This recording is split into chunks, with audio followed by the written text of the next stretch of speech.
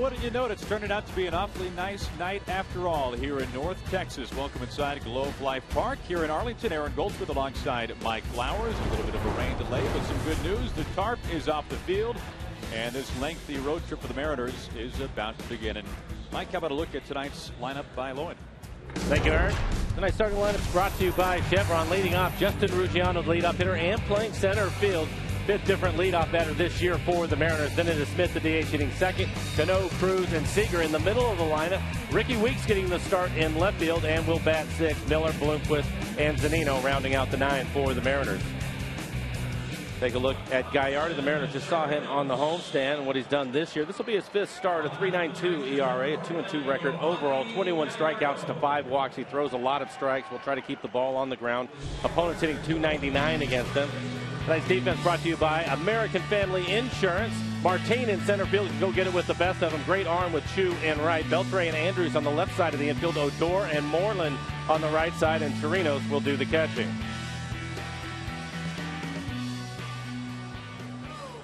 For Gallardo against the Mariners, a lot of ground ball outs. In fact, he had 3 double plays in his outing. So the Mariners will try to make an adjustment to him, try to get him up in the zone.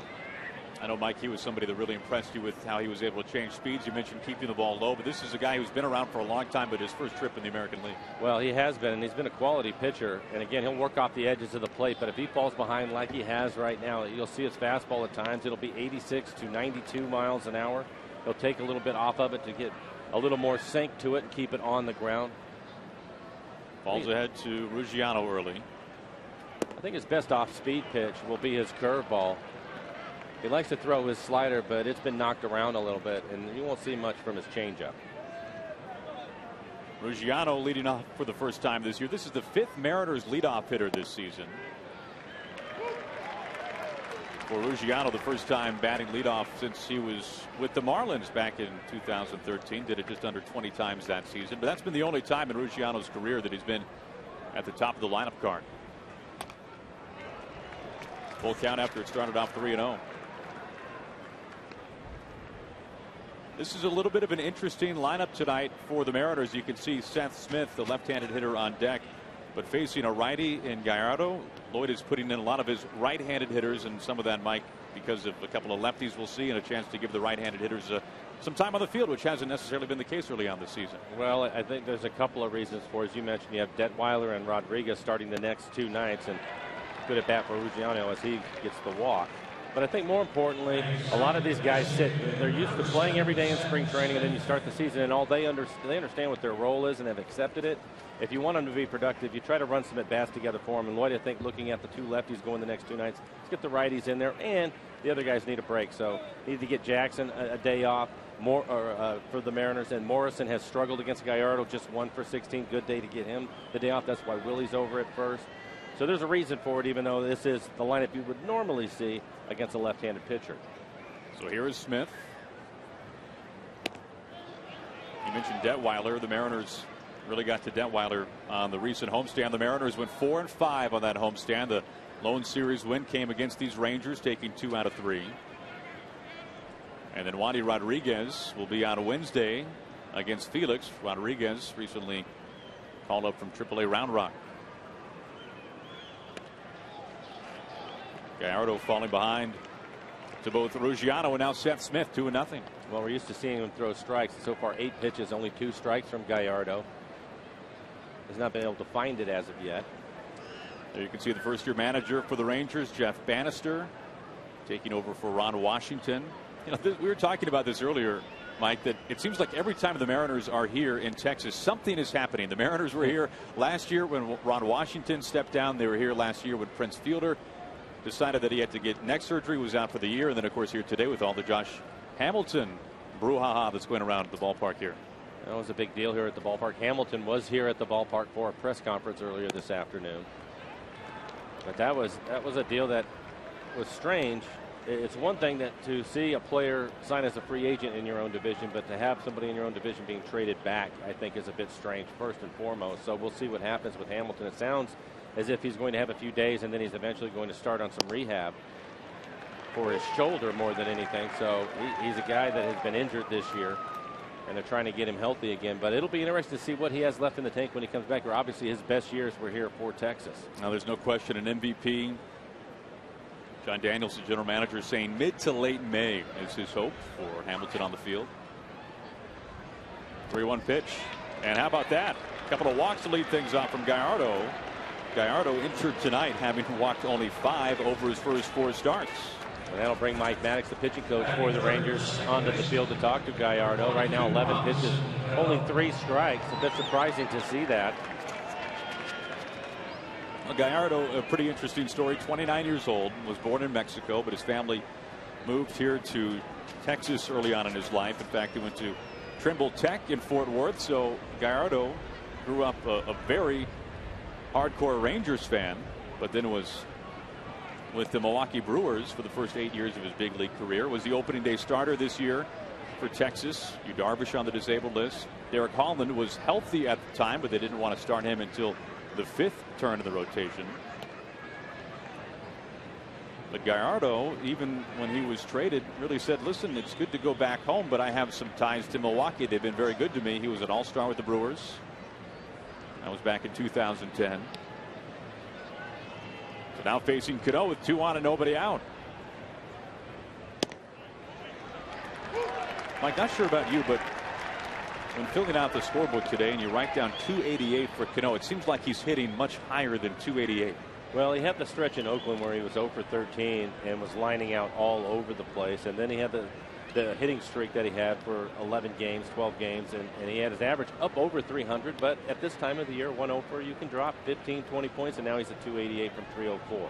It can happen easily, especially in April. We'd like to see him take advantage of this situation. Gallardo in 20 2/3 innings only had 5 walks, 21 strikeouts, 5 walks. So a couple of walks to start this game off. He would really like to make that hurt. Gallardo pitched 10 days ago at Safeco Field. He went 6 scoreless, did not allow an extra base hit. And this is one of the areas, Aaron, that the club is going to have to get better at. The good news is they're hitting home runs to score runs, but hitting just 203 with runners in scoring position, they're going to have to do a better job in these situations. Count goes to 1-2. You're right, it was tough. In yesterday's ball game, 4-2 the final against the Twins in 11 innings. Of course, the number that stood out above all the other ones for the Mariners. 0 for 12 with runners in scoring position. And you mentioned the season-long average at this point. And speaking of numbers that can really fall through, well, the Mariners weren't hitting great with runners in scoring position before that, but you go 0 for 12 in one game, and all of a sudden the numbers are even worse looking.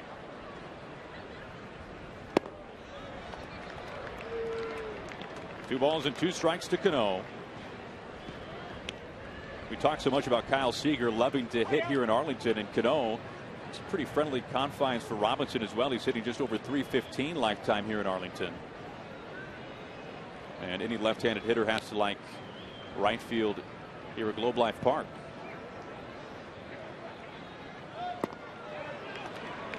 Well, it's a great place to hit. First of all, you have a good background, so you see the ball just fine. But the infield typically is firm and fast, so the ground balls have a chance to get through to give you some base hits. It's a big outfield, and it's an extremely fast outfield. And you'll see the ball. There's a line drive over the shortstop head. It'll be all the outfielders can do to keep it from getting to the wall. It's a fast outfield, and then in the air, typically, as Aaron mentioned, will fly out to right. So a lot of things to like for a hitter. Payoff pitch to Cano. And a chopper right there to Odor. Took a minute. And they'll just get the one. They get Smith at second base. So Cano survives, and the Mariners have runners on the corners, 1 out. Well, it should have been a double play. You can see the double clutch. Just a bad transfer for Odor. Andrews doing the right thing, just getting out of the way. Didn't have a chance to double up Cano after the bobble. They'll give the American League RBI leader Nelson Cruz, who's stepping in, a chance to drive in a run and get the Mariners on the scoreboard here in the first. Sounds like we heard a pretty nice ovation there for Nelson. Some cruising, which we've heard at Safeco Field already, but some fine years for Nelson. And you can see he had a good series against the Rangers when they were at Safeco. 7 for 14 with a couple of home runs. A lot of pitches early on for Gallardo, and his first to Nelson Cruz, a strike. Gallardo, a 3-ball count to each of the first 3 men tonight, including a couple of full counts. That was to Ruggiano, who's now at third, and Cano, who's at first.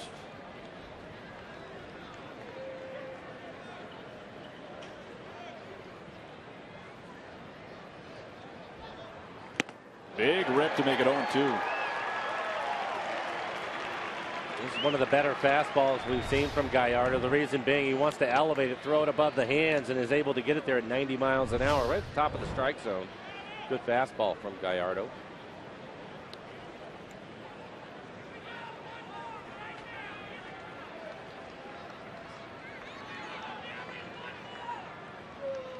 Cruz behind, but instead a move to first. Of course, this is the ballpark when you think of Nelson Cruz and you know his nickname Boomstick, that you really know that it took on a whole entire different persona. They have the Boomstick Mobile, which is parked somewhere in the players tunnel here at the ballpark. They even had the Boomstick hot dog, which had about a week's worth of calories in it. Ball one. Nelson said that he never tried the Boomstick hot dog, which for his professional longevity is probably a wise move. He did say that he was given a ride on the Boomstick Mobile, for lack of a better term, which is it's a long hot dog on wheels. Did he enjoy it? He must have. How could you not? Big RBI chance here for Cruz. And count till it's even. You can see Gallardo trying to climb the ladder again, a little bit higher than the second strike he was able to get on Cruz. Cruz with good numbers against Gallardo. We just showed him to you. 5 for 5 with a couple of home runs.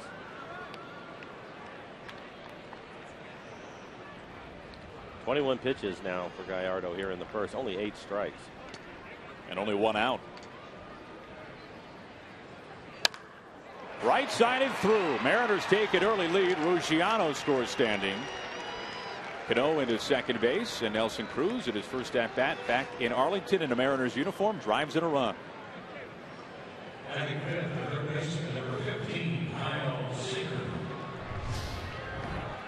We'll take a look at trying to paint the outside corner. Two-seam fastball. It runs back to probably middle away, and you can see how quickly the ball gets through the infield. Ground ball through the right side. One of the disadvantages you have as an offense is looking at that play, the ground ball that was hit. A lot of times runners will try to go first or third in that situation, but if it's at the outfielder, it's going to be next to impossible to try to do that. Just gets to him too quickly. So that brings in the most feared man in the Lone Star State. Here's Kyle Seager. Seager batting .353 lifetime here in Arlington. And there are white knuckles all around the ballpark whenever Seager steps in against the Rangers, especially with a couple of base runners.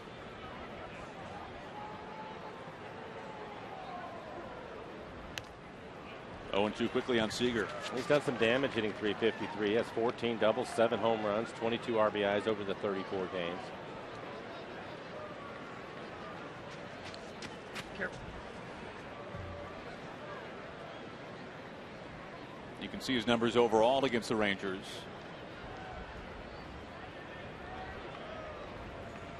The next pitch will be number 25 for Gallardo. Right there to Moreland. On to second for one. Back to first base. Wide. Here comes Cano down the line, and the Mariners extend the lead with a little bit of help. It's 2-0 Seattle.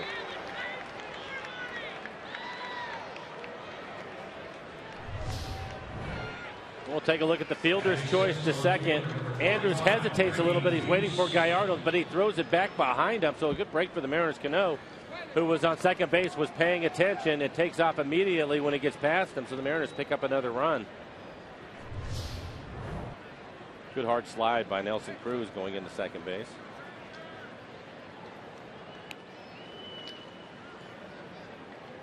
So Ruggiano, the leadoff walk, he's come around to score. Cano, a fielder's choice. He has crossed home plate. 2-0 Mariners. He'll score on the E6. This is the one that'll be interesting to me. Ricky Weeks getting the start. We talked about it with a couple of lefties going the next few days. Give Ricky a chance to see some pitching 3 days in a row and get some at bats and get some timing and feel a little bit better. But I think it's going to be important for Ricky the next 3 days to take advantage of this situation and opportunity for him. Safe to say a new role for where he has been in his career. Absolutely. He's been an everyday player, and he didn't like that call. He thought that pitch was down. But it's even though he's accepted it and he understands it and he knows what his role is on this team and he's been great about all of it, you still have to get used to it. And I think getting a chance to play 3 days in a row will really help him.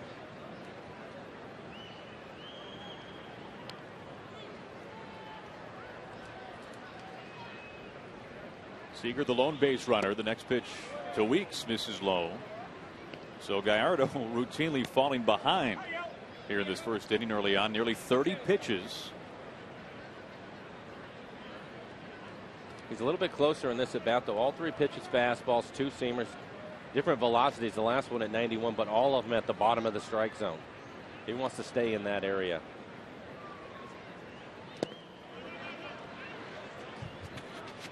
And he has fallen behind once again, 3-1. So he's run it to a 3-ball count to Ruggiano, to Smith, to Cano, and now to Ricky Weeks with Miller on deck.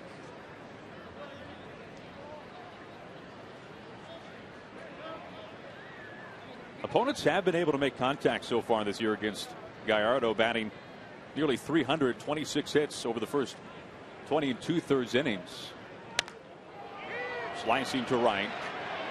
Chu has to play it on a hop. Seager first to third. He slides in safe. And Weeks looked like off the bat that would be caught by Chu in right field. Couldn't get there. And this lengthy top of the first for Yovani Gallardo continues in the Mariners' favor. It'll be an elevated fastball at 91. They wanted to go away. It runs back to the inside corner. Ricky able to fight it off. Dump a little fly ball in the right field to pick up a base hit. That's important for a lot of reasons. One, the confidence of Ricky gets some hits. Feel a little bit better about that. But more importantly, keep Gallardo out there, who's already at 30 pitches, and continue to work on his pitch count here in the first inning. Also give Brad Miller an opportunity to drive in a run. 6 innings for Gallardo the last time he saw the Mariners in Seattle. 5 innings for the right-hander his last start on a Wednesday in Arizona.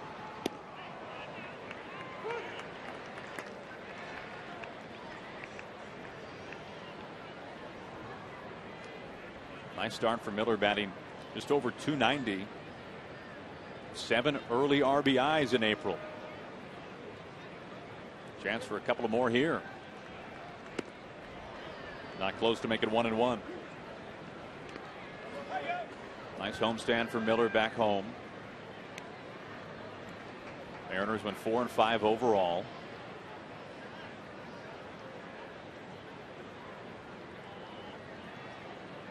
Seager at third, Weeks at first base.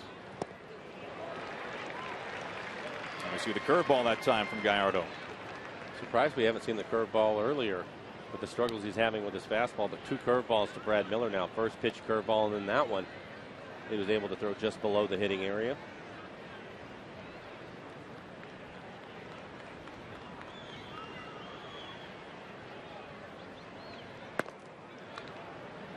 Two balls and 2 strikes to Miller. If he can get aboard with 2 outs, Bloomquist is on deck.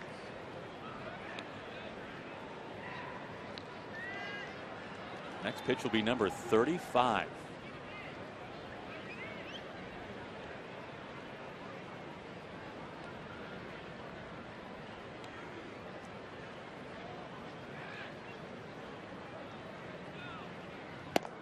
And that'll do it for the Mariners at the top of the first.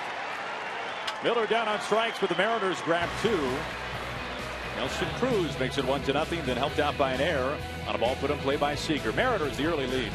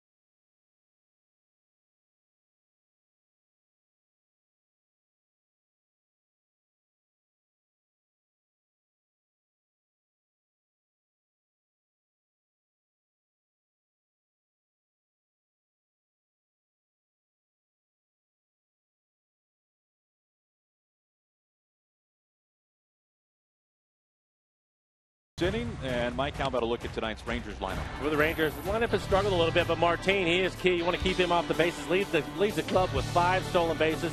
The DH tonight, Prince Fielder, off to a great start with a .361 batting average in 11 seasons, .285 overall, but 288 home runs. Only 1 home run so far this year. Mitch Moreland will hit 5th, hitting .310 in the lineup. It is Andrus, Chu, Odor, and Chirinos rounding out the 9 for the Rangers. For Walker, see what he's done so far this year. Looking for his first win. ERA is high. The biggest thing is he was much better in his last outing. They're looking to build on that, so hopefully he's aggressive with his fastball. Like to see it in that 95-mile-an-hour range here in the first inning. And pitch inside. His first offering of the night at 93 for a strike.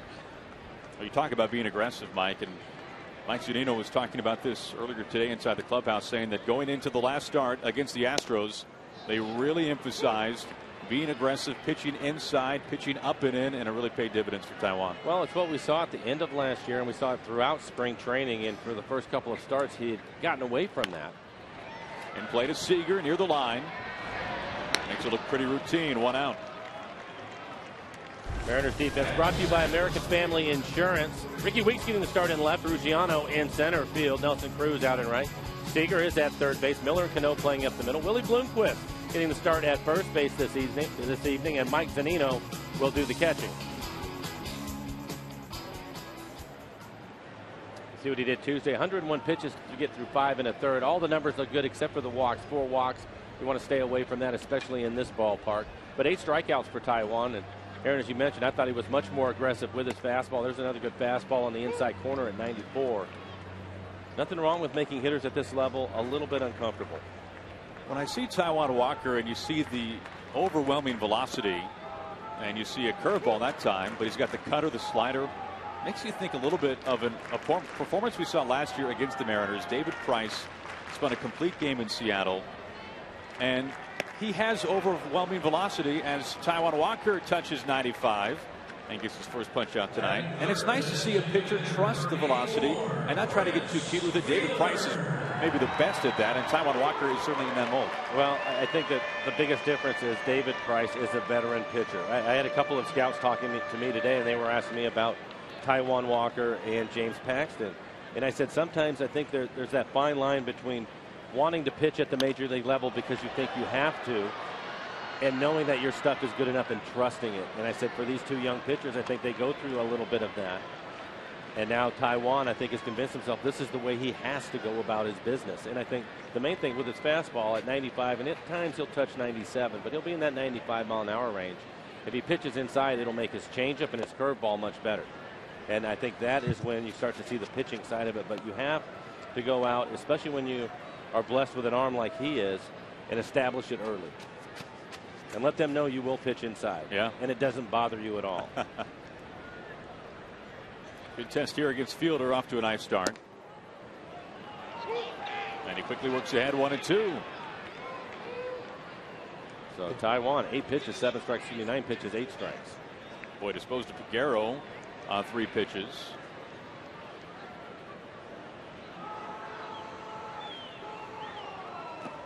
Good curveball. This is more curveballs than what we're used to seeing this early, is it not, from Taijuan Walker? Typically, especially to left-handers, he likes his changeup a little bit more. But I think, again, you have a game plan, and maybe Mike Zunino and Taijuan decided, along with Rick Wace, that they wanted to show the curveball early, give them something to think about, and then elevate the fastball, which is what he did right there.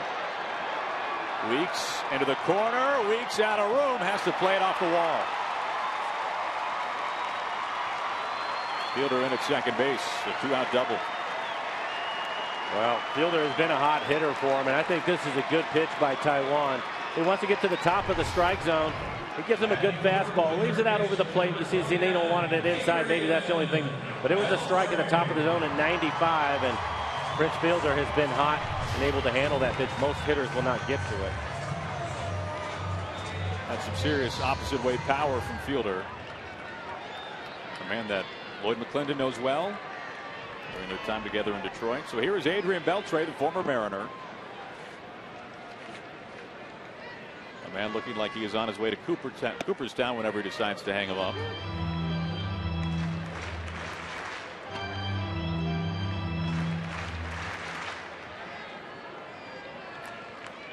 Earlier today, Brad Adam had a chance to talk with Adrian about the King, Felix Hernandez. As we all know, those two very tight. We'll have a chance to hear that on the pregame show coming up in a couple of days before Felix's start. It'll be Felix versus Wandy Rodriguez Wednesday night in the series finale. Surprising not to see Felix in a batter's helmet, batting gloves, and a bat right now. It's early. He realizes they don't need a pinch hitter yet. 2 balls and a strike to Beltre. When the Mariners saw Beltre back in Seattle on the last homestand, he was 1 for 17. It was really in a skid, but now 7 hits his last 6 games with a home run. 2 outs, a man at second. And a foul ball to make it 2-2. And another good fastball elevated in on his hands.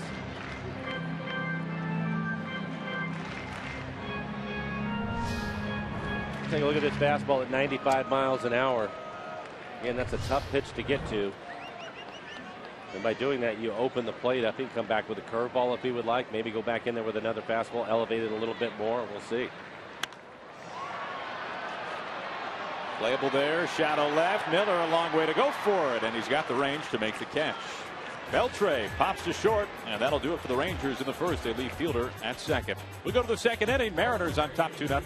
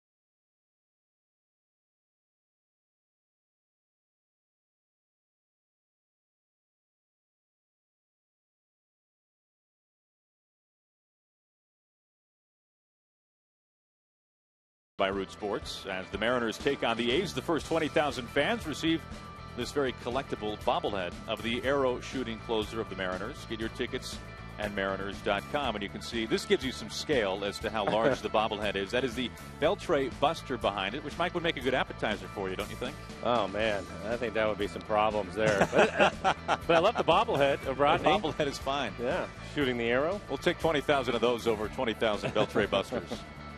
If it's all even. So here we go, top of the second. Mariners trying to add on to this early 2-0 lead. Willie Bloomquist leading things off.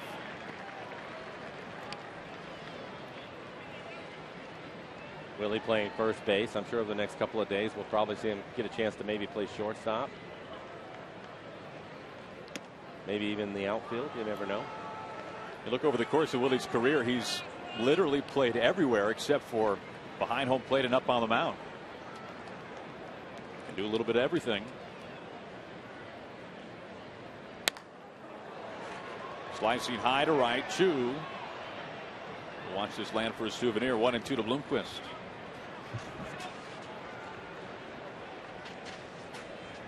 Of course, most of Willie's at-bats this year have come against lefties. But as we mentioned, Lloyd trying to get some at-bats for his right-handed hitters in this one tonight. So Bloomquist certainly part of that equation. The 1-2 from Gallardo. Strike 3 called. Got him looking.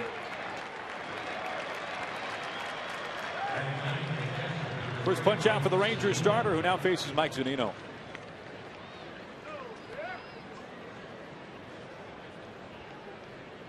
This could be a good matchup for Mike to get him going in the right direction. And what I mean by that is Gallardo throws a lot of fastballs, and he's typically around the plate. I think Mike can be a little more aggressive with him.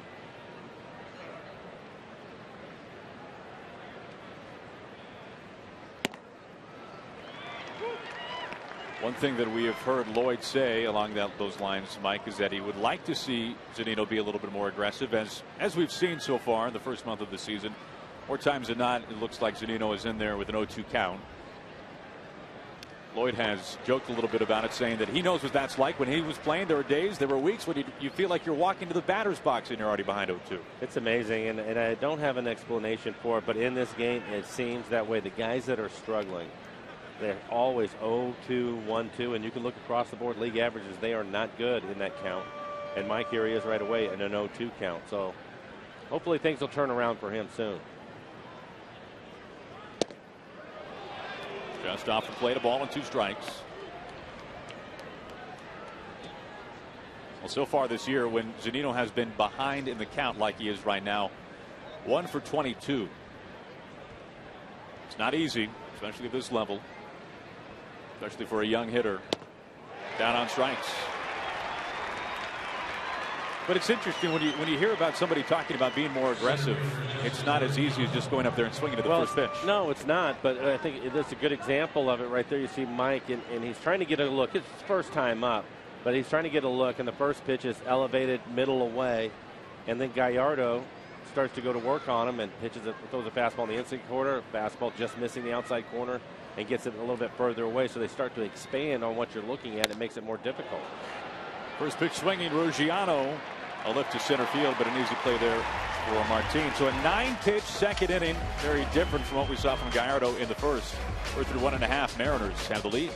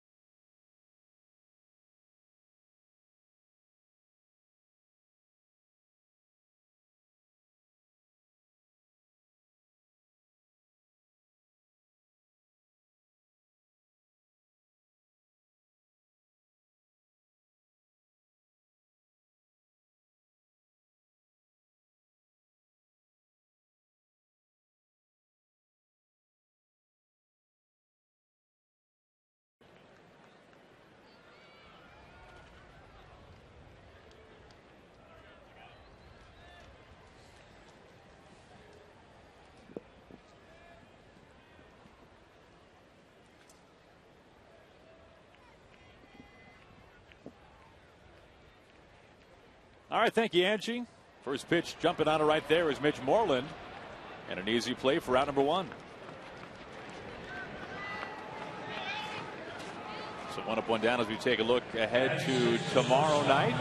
Jay Happ with a start to spin for Happ. This is our look at CenturyLink. What's next?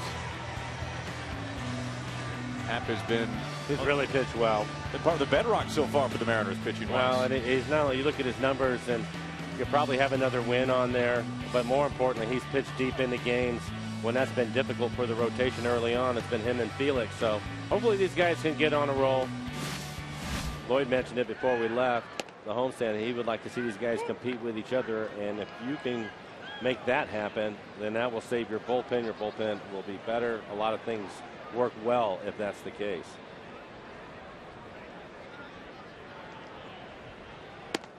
Up and in. Some shades of the start against the Astros. Now, see, that's the right way to do it.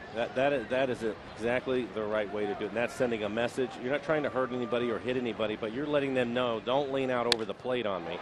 And he gets an easy fly ball into the outfield. Who wants it? It's Ruggiano, and 2 quick outs. And the other thing is you get some quick outs, but I like the fact that he's been aggressive. We'll take a look at this at bat from Beltre. There's a good fastball in the inside corner. Cutter that he misses off the plate. It goes back with his changeup, but then right here he gets a fastball. That's recognizing it.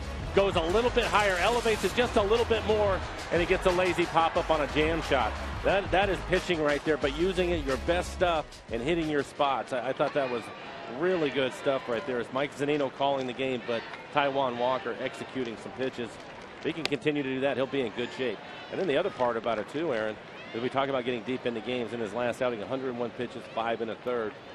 If you show the other team that you're going to throw strikes early in the strike zone and get after it, they'll become more aggressive, and you can get easy outs, just like Moreland, the first ground ball out of this inning. A ball and a strike to Chu. There you go, 22 pitches, 16 strikes so far for Taijuan. It's been strike 1 to every batter so far tonight, except for this at bat to Chu. And he's quickly got the Rangers right fielder against the ropes at 1 and 2. Chu really scuffling right now. 0 for his last 16, 1 for his last 28.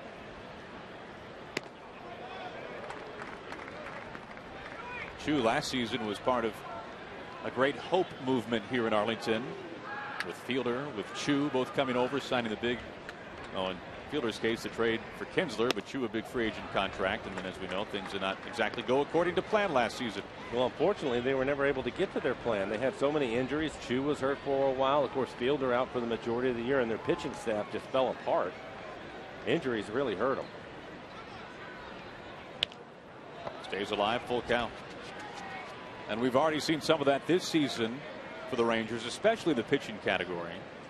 Darvish done for the year. Tommy John does not even throw a pitch this season. Derek Holland, of course, out virtually all of last season. You can see him with the knee injury last year, and now a shoulder injury this year has put him on the 60-day disabled list. He has pitched an inning here at home this year. Nice breaking ball there from Walker as he gets Chu, and that'll do it. A 1-2-3 second inning. 11 pitches for Taijuan Walker.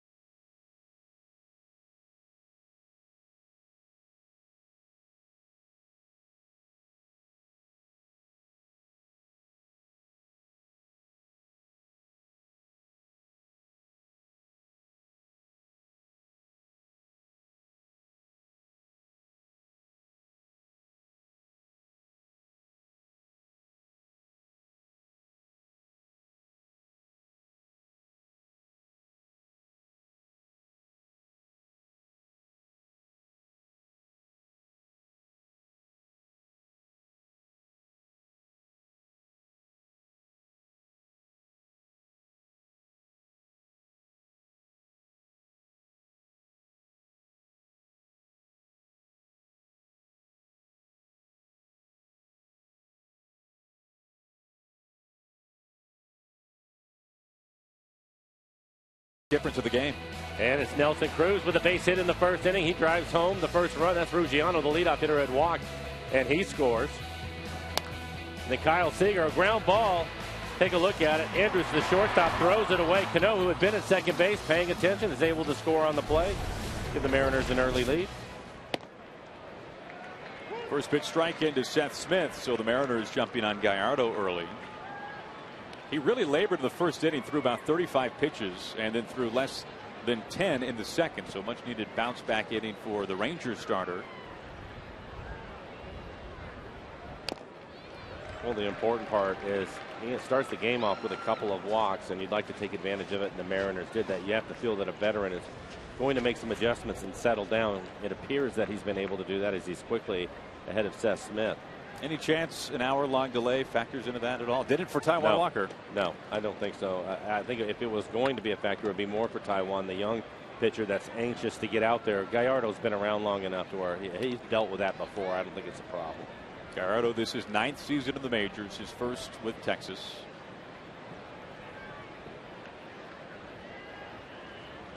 The 0-2 to Smith. Makes it a ball and 2 strikes. We were talking about how the injuries have really devastated the Rangers rotation, and Gallardo was really brought to Arlington to be the number 3 starter, and he has been, well, in some ways the de facto number 1, except for Nick Martinez has gotten off to such a fine start. Lowest ERA in the American League early on. High to center field. Martin able to get there in plenty of time for round number 1.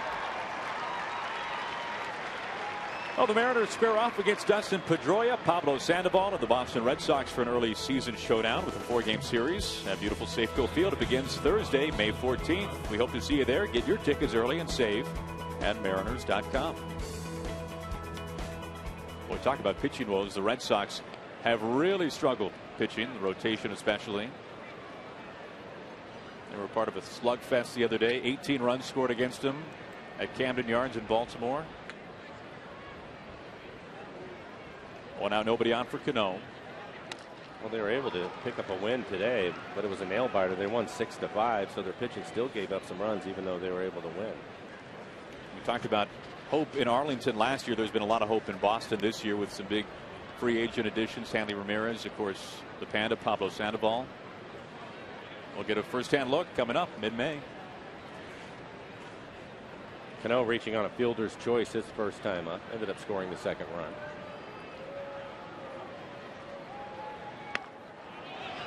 Fights it off foul. He's behind 0-2. We were talking about Mike Zunino and how trying to be more aggressive, trying to adjust in each at bat, knowing how a pitcher is going to pitch him. He said today that is something that Robinson Cano maybe does better than anybody. He knows how he is going to get pitched almost every time when he steps inside the batter's box.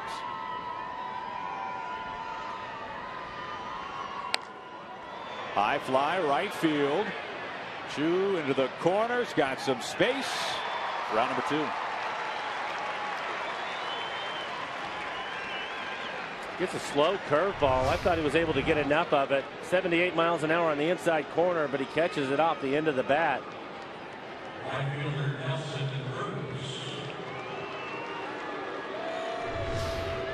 You know, for years we've talked about the jet stream. Yes. Here in Arlington, and it's interesting. Starting last year, the jet stream has dissipated a little bit, at least in comparison to what it was like when Nelson Cruz was here. But the wind, you'll see the flags so often, although right now they're blowing out. So often you see them blowing in, and then the wind will hit off an inside facade of the ballpark and then shoot out to right field. But they have made some renovations to the ballpark. They've added essentially a suite kind of behind home plate, and that has cut down on a lot of the jet stream going out to right field. So it's not quite the same that it was maybe a couple of years ago. Into the shift as Odor was over on the third base side. At second, wide throw, but it's just there in the nick of time. So a couple of efficient innings, another 9-pitch frame for Gallardo, who's really settled down. We go to the bottom of the third. Mariners lead it by 2.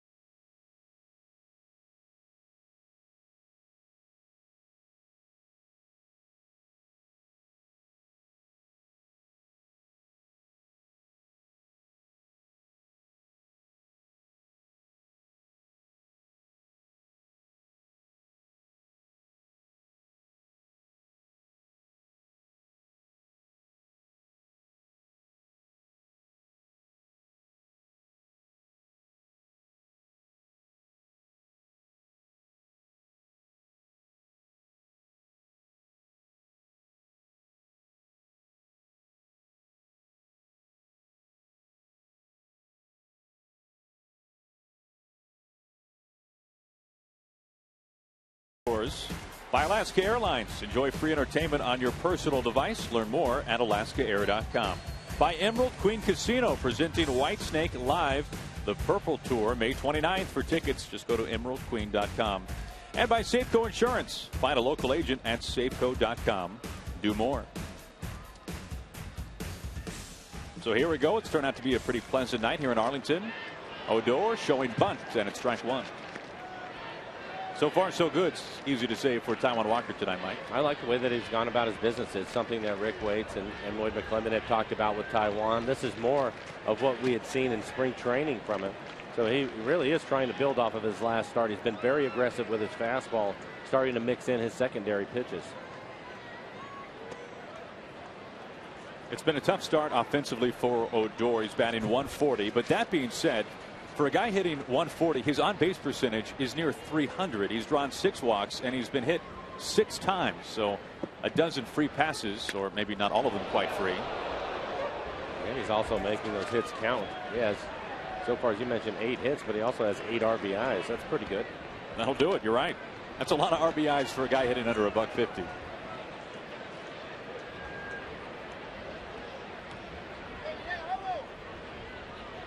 Odor 2 for 25 in the last road trip. Just gets a piece. Stays alive at 1-2. Well, Zunino is really doing a good job calling the game. First pitch fastball, comes back, misses with a changeup, another fastball. Now here's the curveball at 74 miles an hour. You can see the effect it has. I think Mike wanted that pitch to bounce up there, and he ended up leaving it in the middle of the plate. But because of the change in speed, 74 miles an hour, he was able to get away with it. And then he comes right back with a good 94 mile an hour fastball that's elevated in the strike zone.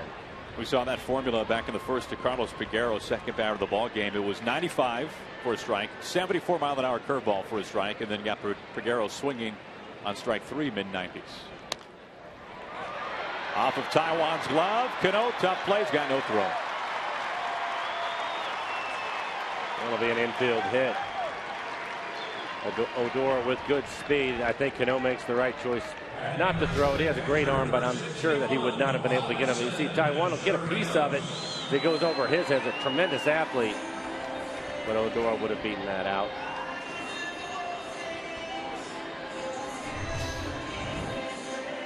You're right, Taijuan, a fine athlete. Skywalker, his nickname, which started back in high school with some elaborate dunks on the varsity team. Even a couple of years ago, when Walker was pitching for the Rainiers, was yet to make his big league debut as he faces Chirinos now. Jack Sorenzik, when asked, hey, who's the best athlete on the Mariners? He said, oh, Taijuan Walker, the guy in AAA. He's the best athlete in the whole system, from single A all the way up to the big leagues.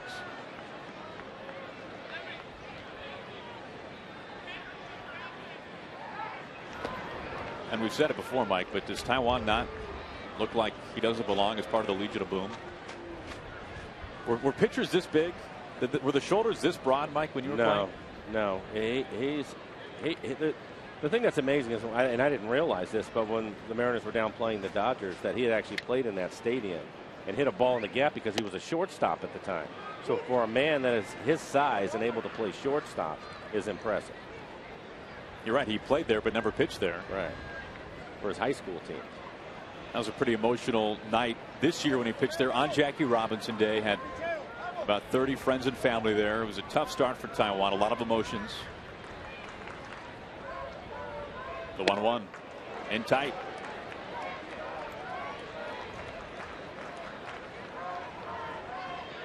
Bottom 3 in the order for Texas, batting well beneath 200 apiece. Chu $104, Odor 140, Chirinos 171. This has not been a good offensive club so far, the Rangers.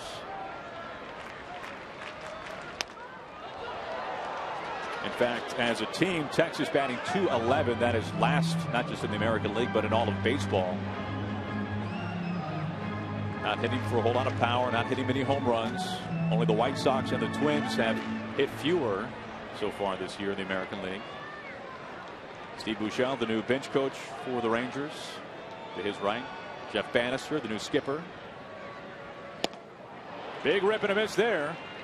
As he gets him for strike 3, Taijuan Walker's now third punch out.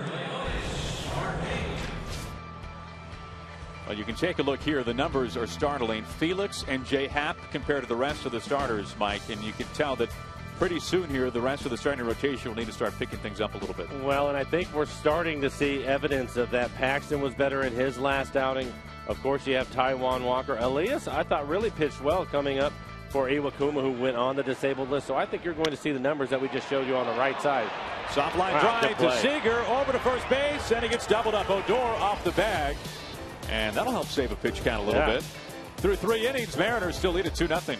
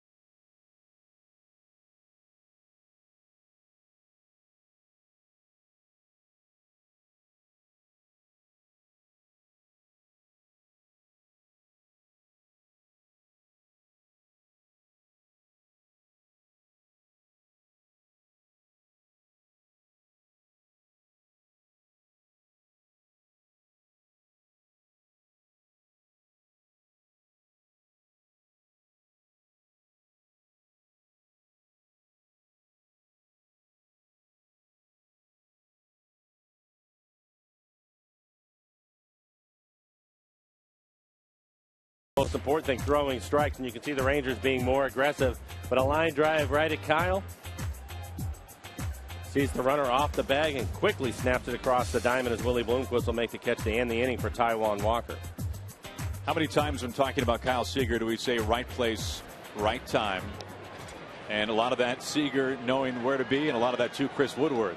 Yeah, there's a lot to that. And Kyle had talked about Chris Woodward, the infield coach, and giving him a lot of credit. Kyle, of course, getting the Gold Glove last year. He was just outstanding. And I think it's a good point, Aaron. One of the things that we can talk about is the Mariners here early on in the season struggling defensively. I had some people that were asking me about that, and I told them, I said, you know, there's certain things that have happened that you're not going to see over the course of the season. And just the other day, Kyle with a couple of errors, that certainly is not going to happen. They will clean that part of it up. And the reason why I have so much confidence, one, they obviously have a lot of talent as Kyle swings and misses that pitch.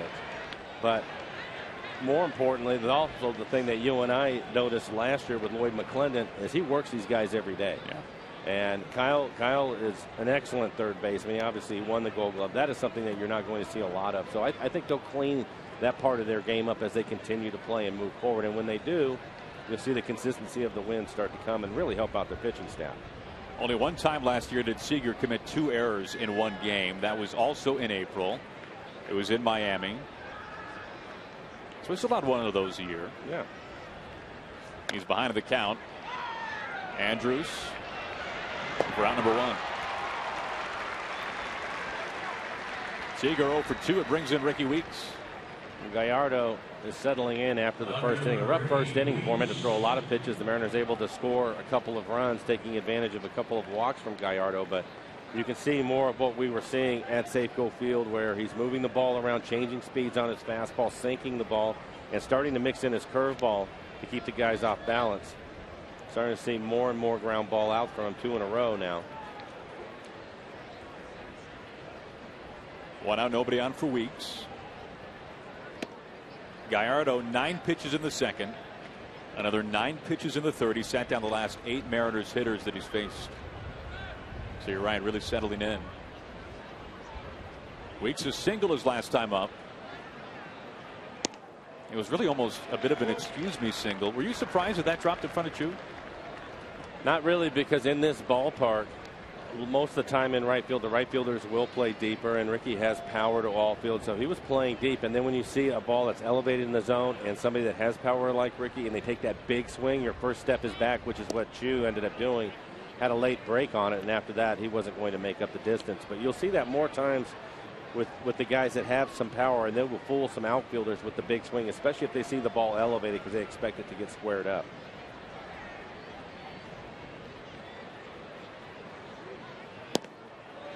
Two balls and 2 strikes to Weeks. So Ricky and Gallardo, some former teammates during their days in Milwaukee. In fact, both of them spending the entirety of their careers with the Brewers until this year.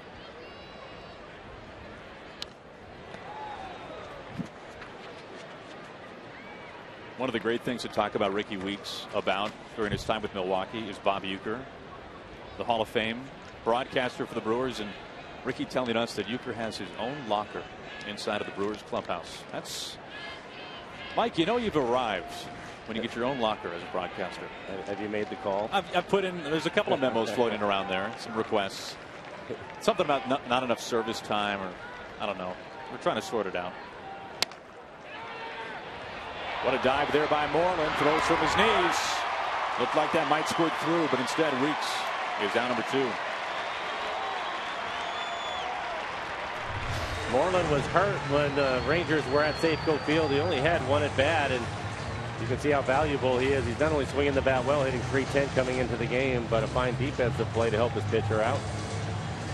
It's not many times in this game that you hear a player say that another player is just flat out better. But we have heard that about a week ago when Prince Fielder, who has played some first base for the Rangers, told the media, he said, listen, this team, the Rangers, we are a better team if Mitch Moreland is at first base than if I'm there. And since those comments, whether it's because of those or not, we have seen it reflected in the Rangers lineup. More times than not, Moreland has been at first. Well, I think there's a couple things that I take from that. One, you have a veteran guy that doesn't have anything to prove to anybody and wants to win games. And 2, the ability to recognize that and come out and say it publicly, I think says a lot for Prince. One skipper, Odor deep, and another 1, 2, 3 innings spun by Gallardo. Pitch count stays low. He's retired the side in order each of the last 3 innings.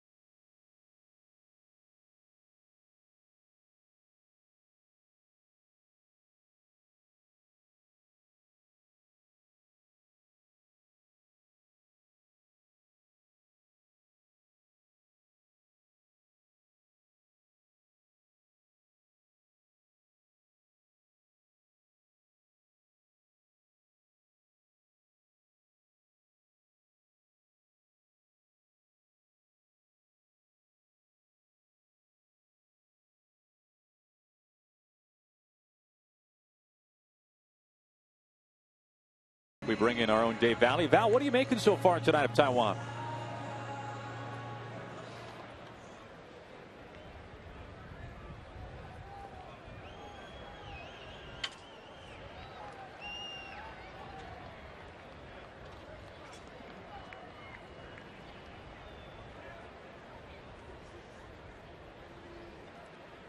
Val, can you just kind of explain the importance of him pitching inside? I've made the comment on that he's done it a number of times in this game, and he's going about it the right way. He's not trying to hurt anybody or hit anybody.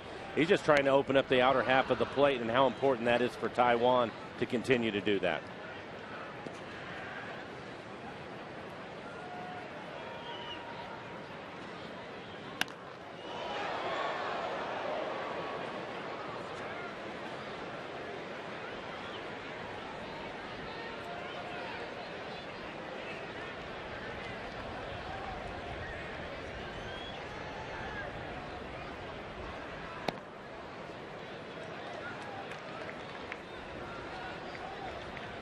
You know, Val, the last time we saw Peguero at the plate, he saw just 3 pitches. Walker went fastball, curveball, fastball, and the velocity there goes from 95 to 75. Take us inside the batter's box. How hard is that to adjust when you see 95, 75, and then you get finished off with mid-90s again?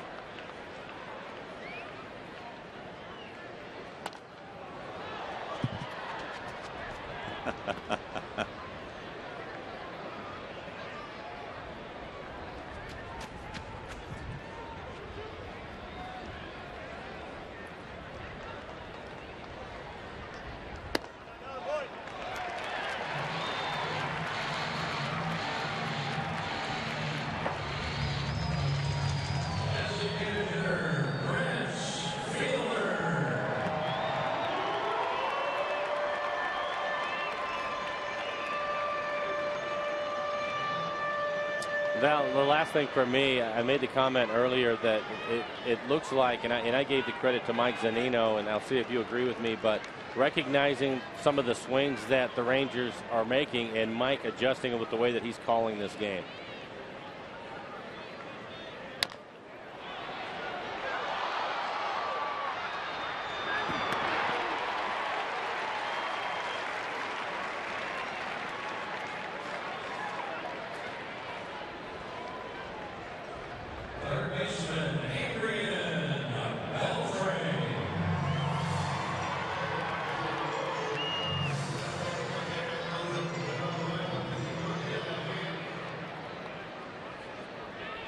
All right, Dave Valley, thank you so much. That's good stuff from Val.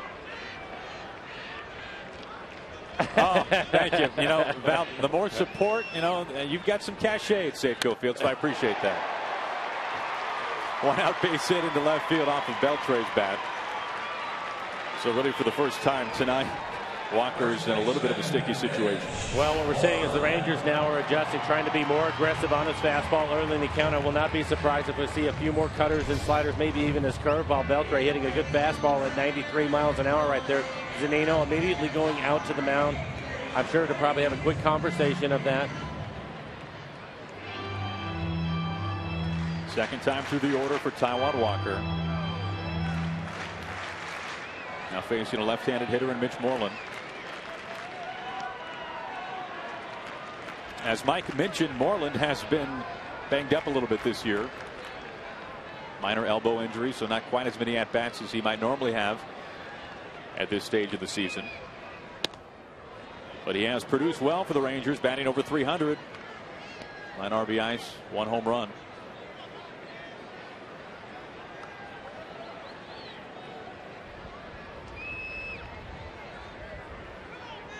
So big spot here for Taijuan Walker. Tying run is at first base. Moreland the go-ahead. Possible double play ball, but it hits Beltre, the base paths. Beltre runs right into the out, literally. I'm wondering if Beltre did that on purpose. The veteran trying to stay out of the double play. And I wonder if I was watching the runner to see how quickly Moreland was getting down the line if they had a chance for a double play. And we'll take a look at Beltre. Let's see what he does right here. I think that if he wanted to get out of the way of that, he would have been able to. So I'm thinking the veteran right here. It's actually a pretty good move.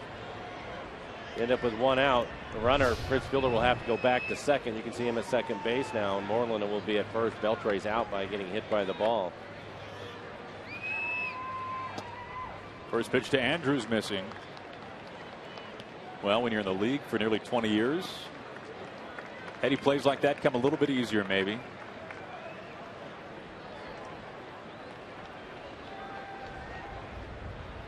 Walker an out away from getting this one onto the 5th. And here comes Mike Zunino again.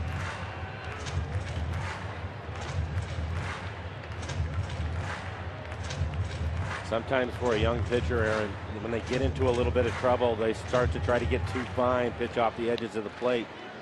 And Taiwan missing with a couple of fastballs off the plate away. Mike probably trying to get him aggressive back in the strike zone.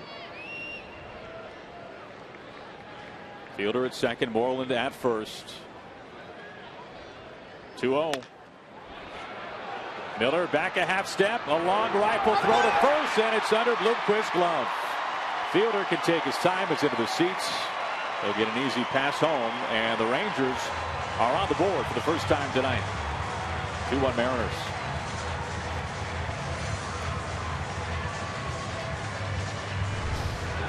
We'll take a look at it. Brad's in good shape right here. Goes a little bit of a sinker, and Willie trying to keep his foot on the bag and make the play at the same time. It skips off the grass. That's a more difficult play for the first baseman. If it hits the dirt, you have a better chance to pick it, but off the grass, especially since it's been wet and raining here, that's a tougher play. It's an error on Miller.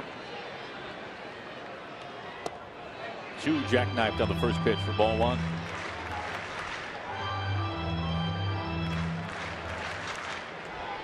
So Walker now working with the tying run 90 feet from home. Andrus is on at second. Take another look at that play on the ground ball to Brad. I think he had to take a step back because of the hop. He wanted to get a good bounce. You can see it take off with the top spin. I thought maybe he had a chance to go to second base. He decided to go across the diamond. I think going across the diamond probably was his best bet when he gave up ground for the grounder. Squibber to Cano. Great pitching. This gets Walker out of the 4th. A run does score. It comes on an error by Miller. And through 4, the Mariners still holding now to a 1-run lead.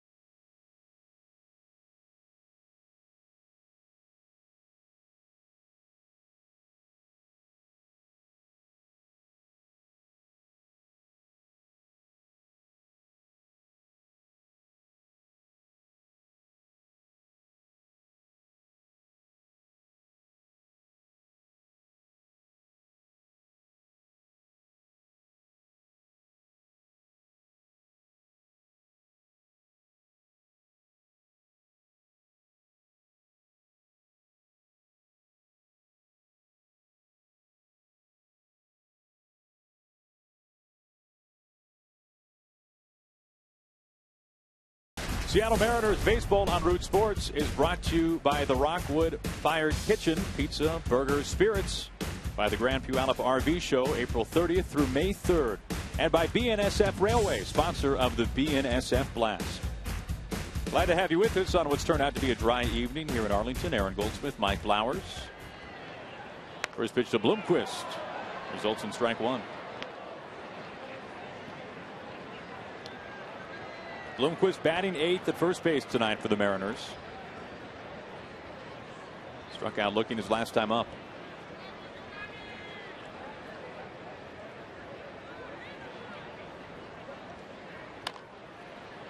Quickly 0-2 on Willie. Going back to that bottom of the 4th, we were talking about that Ball that hit off the lower half of Beltre. Beltre was, of course, out as the ball hit him on the base paths. But Mitch Moreland gets credited with an infield base hit. Yeah. Not a fielder's choice. So what you have to think about there is how great is it one day, and hopefully it'll happen. Maybe it'll happen 50 years from now, 100 years from now, but maybe one day somebody will pick up their 3,000th career hits with the ball that hit a teammate on the base paths. Well, and what a teammate he is. He not only stays out of the double play or possible double play, but Moreland, who certainly would have been out on the plate, picks up a hit. How about that? We just saw Paul Molitor of the Twins. He's a part of the 3,000 hit club. He got his on a triple, the first to ever get his on a 3-base hit. Bouncer there to Andrews, and it's out number 1. Well, from coworkers to clients to family and friends, the suites at Safeco Field serve as the perfect space to entertain guests. Whether hosting 14 or even 400, each suite option offers you game tickets, catering, and VIP parking. For more information for your next suite night, visit mariners.com/premium. Always a fun time at the ballpark.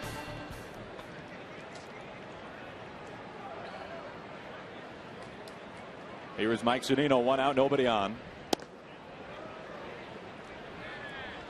Mariners got on the board early in this one tonight. 2 runs in what was a very lengthy first inning, and it's a good thing, Mike, because Gallardo has since sat down the last 11 and a lot of ground ball outs.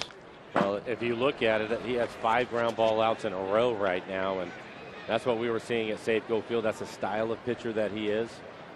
So the Mariners taking advantage of that first inning, but again, I've seen too many games in this ballpark, Aaron. You have to add on. So they're going to have to get some base runners and try to put some more pressure on him, because right now his pitch count is getting back into good shape. 70 pitches for Gallardo in the game. You look at the ratio, he's at 71 pitches now. 35 of those were in the first inning. Right. Zunino struck out on a slider his last time up. He's ahead in the count, 2-1.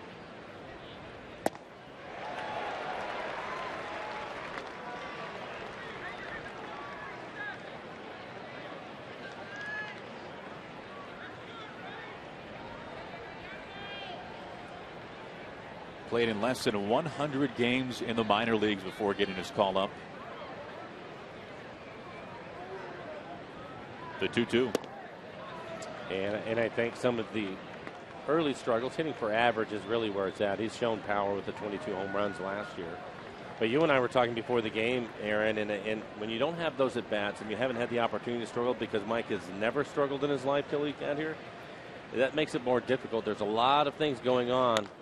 And obviously him being a catcher, his first responsibility is the pitcher, but you deal with so much more at this level when you're struggling and trying to figure things out, and it makes it more difficult. So I think he's going to be a good hitter, but it may take him a little bit of time.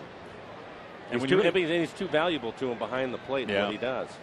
Makes you think of Tony La Russa a little bit, now in the Hall of Fame, when he was talking about Yadier Molina during Molina's early years with the Cardinals. Comes the payoff pitch. There was a time, some baseball fans might remember it, where Molina was not the 300 hitter that he developed into, and he was a guy that was really scuffling offensively, and it wasn't just for a month, but it was for a couple of seasons. And Tony La Russa said very firmly, listen, I don't care if Yadi hits 100. He's my catcher, because what he does with our pitching staff, controlling the running game, he's worth more to me than anybody else who would hit in that position. I think most managers would agree with that. On a line left field, Peguero doesn't have to move much. Good at bat for Mike. Oh, this copyrighted broadcast is presented by authority of the Seattle Mariners and may not be reproduced or retransmitted in any form, and the accounts and descriptions of this game may not be disseminated without the express written consent of the Seattle Mariners. You're right, Mike. An 8-pitch at bat there. Bounced the pitches off and then ended up hitting the ball hard to left field. Unfortunately, it was right at Peguero. And I think that's kind of part of what you're talking about in the process. More times than not, if you see Zunino with the 3-ball count, as a Mariners fan, you got to feel pretty good about that in terms of where that at bat could lead for Zunino. We've seen him. You mentioned the 22 home runs last year. We know that he's got light tower power. So it's a matter of, can he get there as opposed to being saddled 0-2 and 1-2. Right, and I think it goes back to what we were talking about earlier, and being more aggressive on the fastball early in the count. And I know you've talked to Mike, and I've spoken to him. He's aware of that. Yeah. This is a smart guy, a sharp guy. But you get in the batter's box, and it's just a matter of committing to that and getting to that point. And sometimes it takes a little bit of time. A foul ball taking a piece out of Chirinos, the catcher for the Rangers. Howard Johnson, the hitting coach, standing right there in front of Mike. But a good at bat for Mike, and I'm sure that Howard let him know that. Howard, a World Series champion with the Mets, a former big league All-Star. Yeah. A real good player. Absolutely. Had some fantastic seasons. Switch hitter. He was there for the hole in Buckner's glove. The most infamous E3 in the history of our game. He was there, part of that Mets team, the Miracle Mets. They're making a documentary about that team. 2 balls and 2 strikes to Ruggiano, batting leadoff for the first time this year. Lloyd loves Ruggiano's versatility. Can play any outfield spot tonight. He is in center. Mariners trying to add on to this 1-run lead a little bit. Pretty good pitch. Slider right off the outside corner. Maybe even a little bit of a cut fastball. Didn't miss by much. Ruggiano able to take it for a ball. Work the count back to full.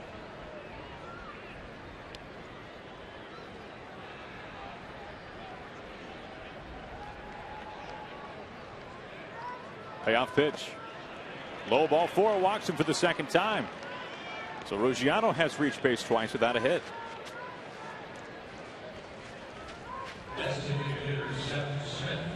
That keeps this 5th inning going with 2 outs. And here comes Seth Smith.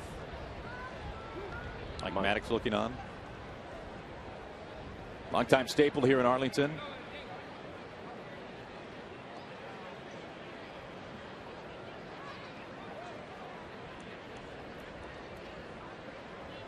Smith 0 for 1, a walk and a fly ball out to center his last time.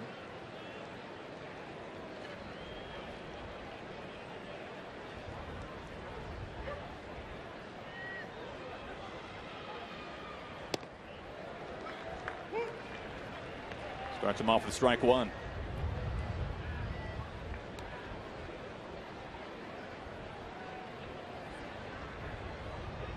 Smith tonight DHing.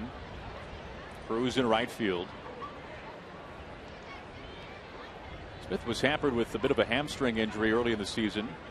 Nothing serious. There goes the runner at first. That's Ruggiano. Throw to second, and he's safe.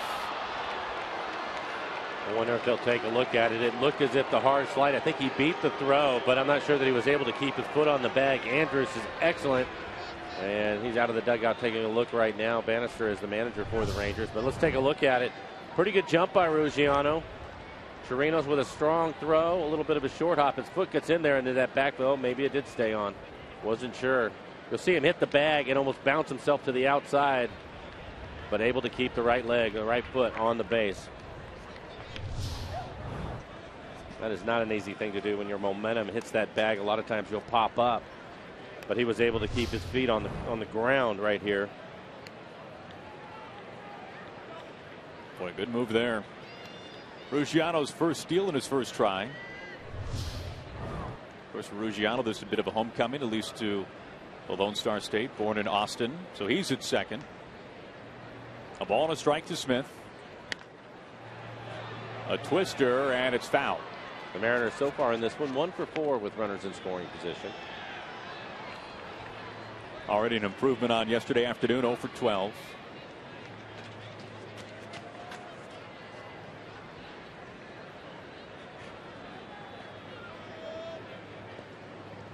Well, that walk to Ruggiano snapped a string of 3 straight 1-2-3 innings spun by Gallardo.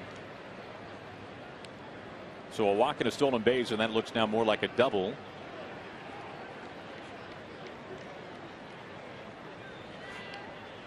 Smith trying to bring him home here with 2 outs.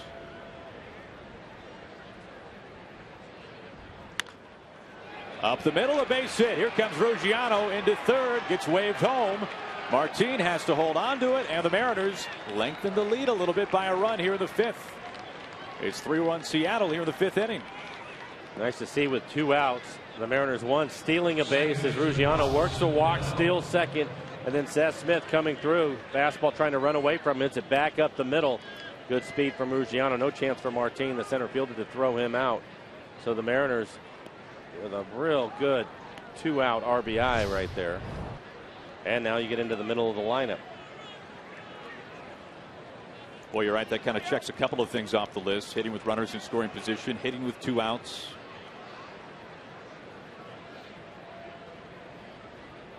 In steps Cano. Robinson 0 for 2 tonight, a fielder's choice. A fly ball out to right, but he scored a run. Remember, the Mariners saw Gallardo just 10 days ago. The right-hander fared much better that day. 6 innings scoreless. Cano taking all the way for a strike, 1-1. Pretty tough pitch there.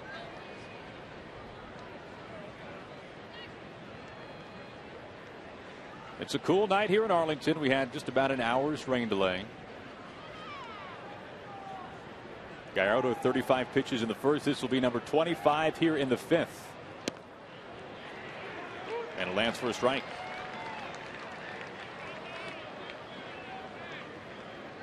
So he is approaching the 90 pitch mark.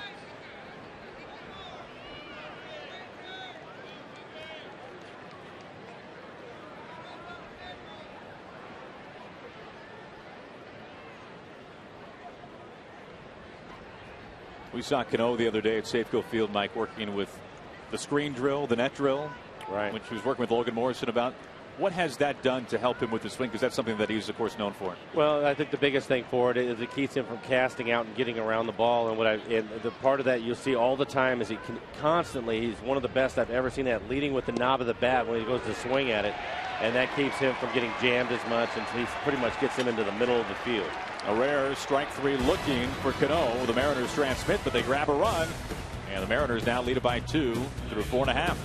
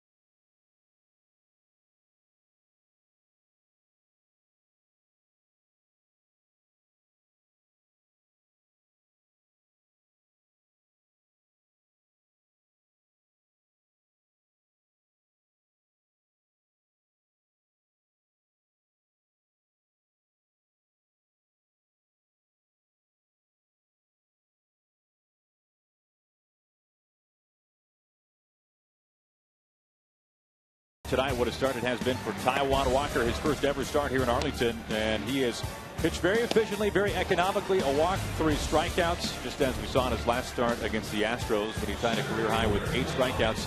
He has pitched in tight. He has used a fastball as he faces Odor and lands the first pitch for strike 1.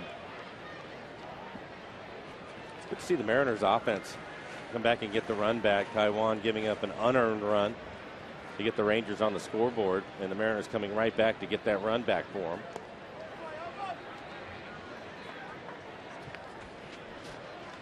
Mike, it seemed like in the last start against the Astros, it was Fastball, changeup. That was the recipe. Have we seen as many changeups tonight? We're starting to see more. He's starting to mix it in more. I think we've seen a few more curveballs, which I like. I think it's a good pitch for him, but there's a good changeup from him right there. And I think tonight the thing that we're seeing with his changeup too is he has some good movement to it. He's sinking, he's keeping it down in the zone. First couple starts, he was trying to throw his changeup, but he'd leave it up. And that's more of a BP fastball, and it was getting hit a little bit. He's had better command of it tonight.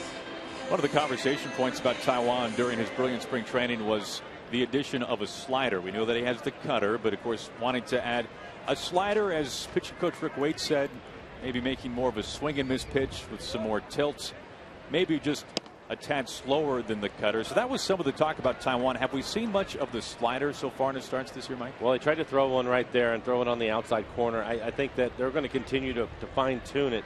But his slider, for me, from what I can see from where we're at and watching it on TV, it still looks more of a cutter. Okay. There's not enough depth to it. It's really short, and he still throws it hard. It'll be around that 88 to 90 mile an hour range. The cutter has really, in recent years, become an in vogue pitch, hasn't it? Well, it's interesting. I've had some conversation. I was talking to, I believe it was Jay when we were at home, and he was at the ballpark. But I remember a couple of left-handers, Al Leiter in particular, Jim Abbott also, lefties that came up with it first. With some lift to left. Weeks, a walk of the park, and he's there for round number 2. And a lot of the Mariner fans will probably remember a young man that pitched for the Mariners that also used it was Dave Fleming. And I think Fleming went out and won 16, 17 games one year using that cutter. But now it seems that there's more righties are using it. Everybody has it as one of their pitches. Yeah, it seems like it. And whenever you hear a pitching coach talk about it, it's a little cutter. It's a little cutter. That's a little cutter. It's a little cutter. It is the word forever associated with the cutter. 2 outs and strike one to Martin, who hit his first home run of the season in yesterday's game against the Angels. That was in the 11th inning. Helped propel the Rangers to a win. Just out of Taijuan's glove. He was easy to pick it up and throw on to first base. So Walker has retired the side in order now in 3 of the first 5 innings. We go to the 6th. Mariners lead 3-1.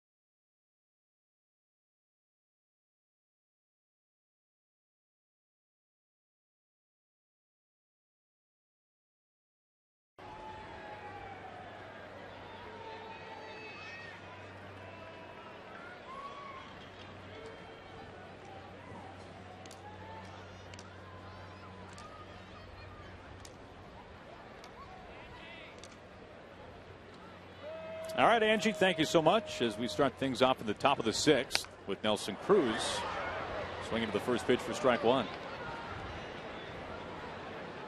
Cruz, so many good years here in Texas, and of course some big home run seasons as well.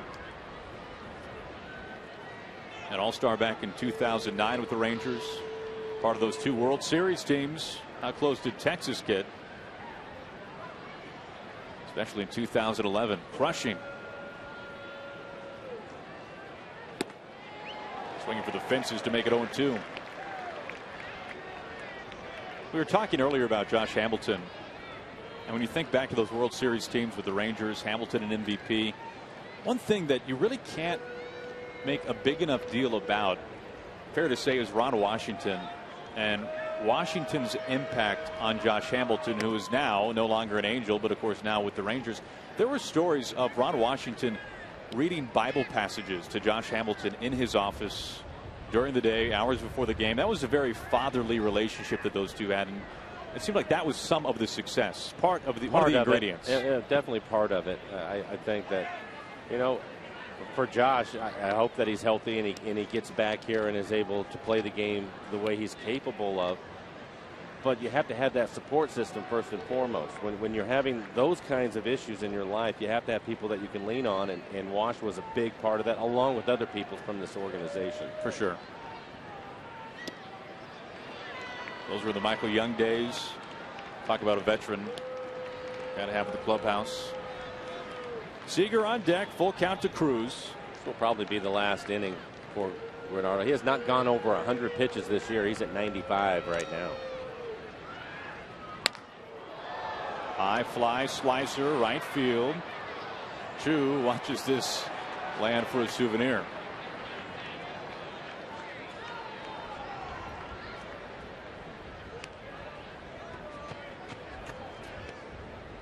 One thing that we did not maybe know about Nelson Cruz when he came over to the Mariners was how beloved Nelson is in the clubhouse. And probably to a man, his Rangers teammates will tell you this is one of the best guys that they've had a chance to share a flight, a bus ride, or a clubhouse with. Not surprising. He fit right into this clubhouse with the Mariners right away. Down on strikes. Well, we hope you stick around after the game for Mariners postgame presented by Delta Airlines. 1 up, 1 down. Cruz picked up a hit back in the first inning. That made it 1-0 Mariners. He brought home Justin Ruggiano, who led this game off with a walk. But he's down on strikes. 4th punch out for Gallardo. And we're starting to get some action out in the pen for the Rangers. Gallardo now at 97 pitches. So the clock beginning to tick a little louder here in the 6th inning.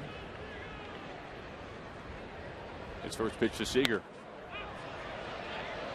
Torino off with the mask, but there is Beltre. He makes it look too easy.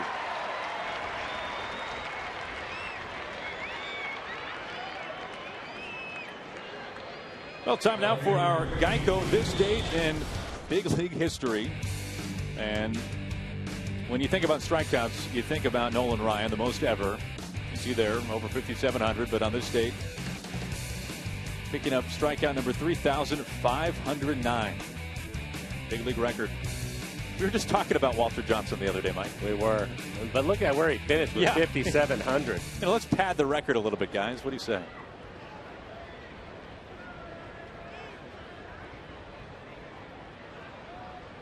I think Nolan was 48 or 49 years old when he was finally finished, and he was still at that point in his career still a power pitcher. That is amazing. It's incredible. 0-1 to Weeks. Randy Johnson going into the Hall of Fame now, and you know, you think about Randy and all you think about are strikeouts, and yet Nolan Ryan had what seems like an endless amount more of strikeouts than Randy Johnson did. Well, and the thing that is pretty neat about that whole situation is Randy, when he first came up, obviously could throw in the upper 90s and was having trouble with his command. He went to see Nolan Ryan, and Nolan helped him out. How about that? That'll do it for the Mariners in their half of the 6th. We go to the home half. Mariners lead by 2.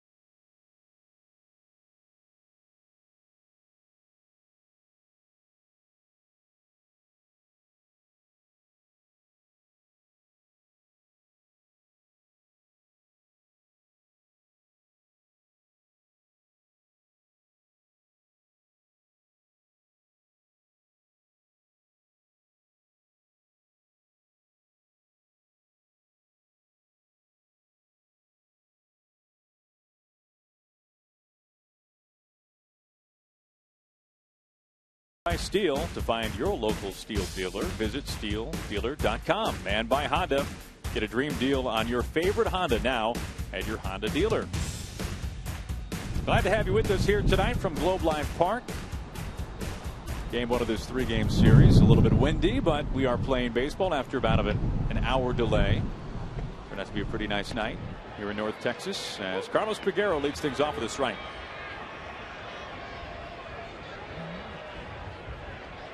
Peguero sometime last year with the Royals, now with Texas, of course, a former Mariner. One thing we know about Peguero, if he can get into one, it'll go a long way.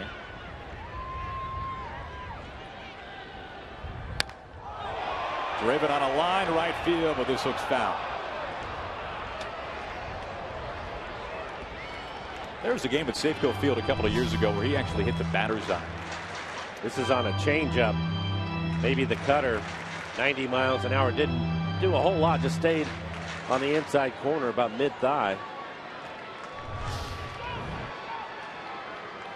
Loud strike number 2.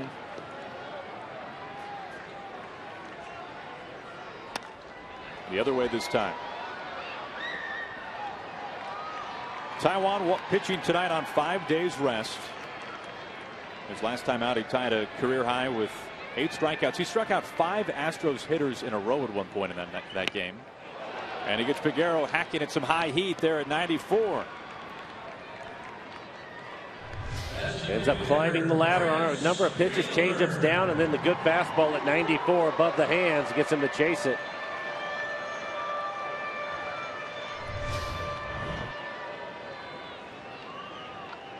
Four strikeouts to 1 walk tonight for Walker. One thing that I was going to say, what a difference for Taijuan, Aaron. Last week, his last outing, ends up going 5 1/3, had to throw 101 pitches. Right now, 5 1/3, 68 pitches. That's a big difference. The amount of strikes and getting quick outs. That's huge. It's so easy to forget when the lights are this bright in the big leagues. Taijuan Walker is 22 years old. This is his 12th career major league start. No, that's a great point. 12. This is he's had 11 starts in the big leagues before this. Well, and it's especially when you're around him and you look at him, he's a man. This is a grown man out there. But you have to remember how young he is. This chase is Weeks back to the wall, and he's got just enough room to make the catch. A lot of that work that Ricky put in the spring training with Andy Van Slyke is paying off. This is a good route. He turns and runs to a spot on a drive out to left field. Knows where the wall is. He can feel the warning track. Makes the catch. Good play. Fielder doubled off the wall back at the first. This time it finds the glove of Ricky Weeks. Let's not forget, Ricky has spent his entire career at second base. Yeah. Lloyd had a great line. There's Andy. You can see Andy Van Slyke runs those guys through the ringer in the outfield, and they're better for it. Of course, Lloyd put Ricky in left field a number of times in Cactus League play, and there was never a ball hit to him. He looked good standing. He looked great standing there. Lloyd tried his hardest. Hard hit grounder, but it's gobbled up there by Brad Miller. And the side sat down in order for the 2nd straight inning and the 4th time in 6 frames tonight by young Taijuan Walker. Mariners on top through 6.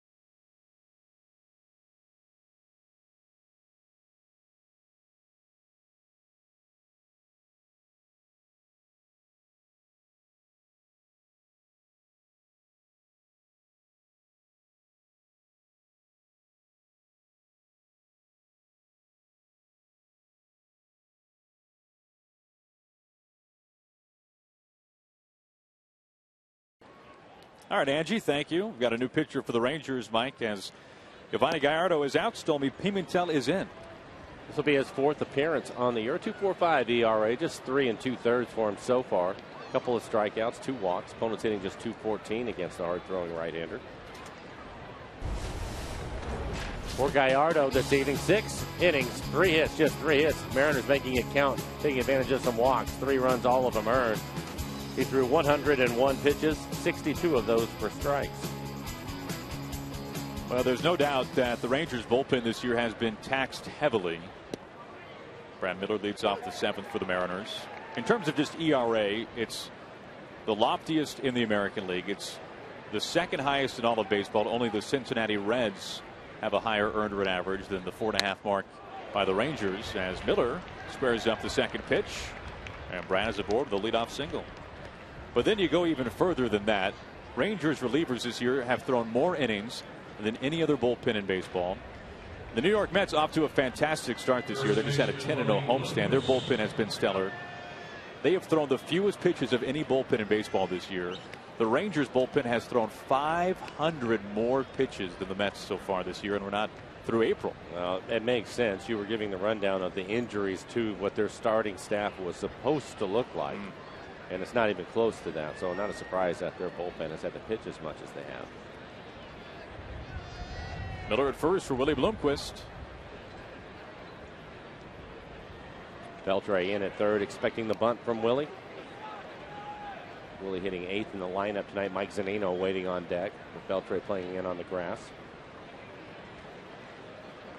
Last time out for Pimentel was on the road trip interleague play in Arizona against the Diamondbacks. He threw just 6 pitches, 1/3 of an inning. Pimentel worked in a little bit of long relief in his season debut. Worked 2 1/3 against the Angels. Didn't face the Angels again. An inning scoreless in the middle of the month. So this is just his 4th time out.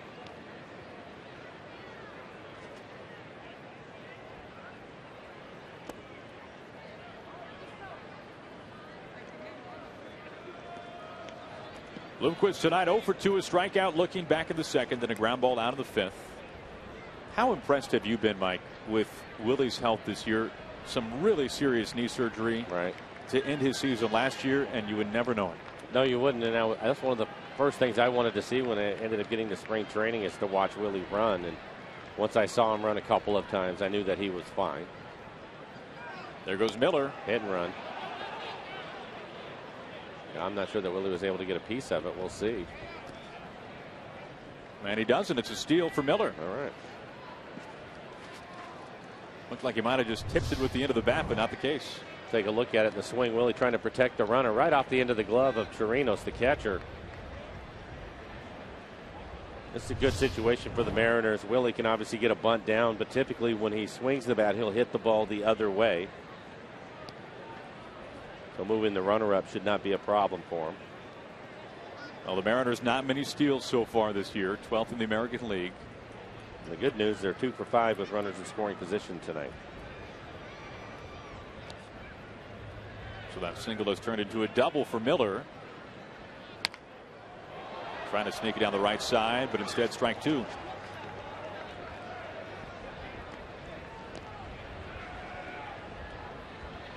Really, when you talk about a mature, veteran, experienced hitter, situational hitter, we saw this so many times in spring training. Of course, not many at-bats for Willie so far this year, but he is a guy situationally that you have to think is near the top of the list in terms of trusted hitters. Situational batting from Lloyd. It makes your life a lot easier when you're managing and your bench is a bunch of veteran guys. Doesn't mean that they're always going to get it done, but at least you know they're going to try to hit the ball the other way, which Willie ends up striking out, swinging at a pitch that was down. First strikeout for Pimentel, the 2nd man that he's faced. Oh, the next BECU family night is set for Tuesday, May 12th, as the Mariners host the Padres. Each member of the family can purchase select view-level seats for one low price. They get a great deal and a great seat for the May 12th game against the Padres. Just log on to mariners.com and purchase your ticket tonight. One out, Miller at first, the single, then the swipe. And in steps Zunino looking for his first hit on the evening. And time called very late. Pimentel holds on to it. Well, let's see if Mike can build off of his last at bat. It's an 8-pitch at bat. Had to foul off a number of pitches. Finally hit the ball hard. It was right at the left fielder for an out. So there was a quality at bat for him.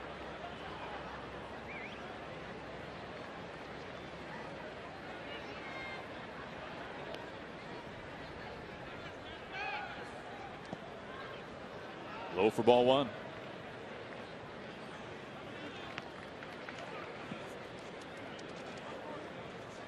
Jeff Bannister, the new manager for the Rangers, was a part of Clint Hurdle's staff in Pittsburgh. Of course, Hurdle, the former hitting coach under Ron Washington here in Texas. But Bannister, known as a guy who is really into the numbers, very much a man of our shift generation right now in Major League Baseball. And right now they have the infield wheeled over a little bit to the left for the right-handed hitting Zunino. In fact, we saw a shift earlier tonight for Cruz.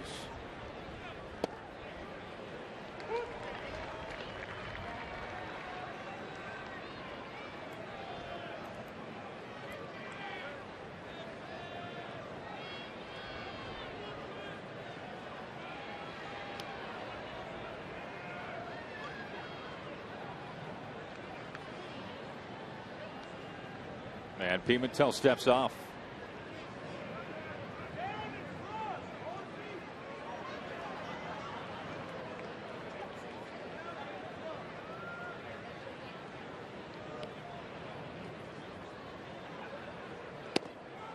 Just inside. 2 balls and a strike to Zunino. Mike, a couple of home runs so far this year. He's driven in 3. A chance here for Miller. He's got speed, especially in those stirrups. Mariners by 2.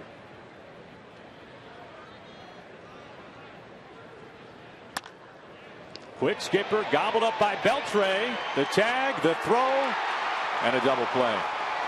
Miller runs into an out. Zunino out at first base, and that wraps up the top of the 7th. Beltre with some quicks there to get the tag with a bare hand on Brad Miller. Time to stretch. Mariners on top by 2.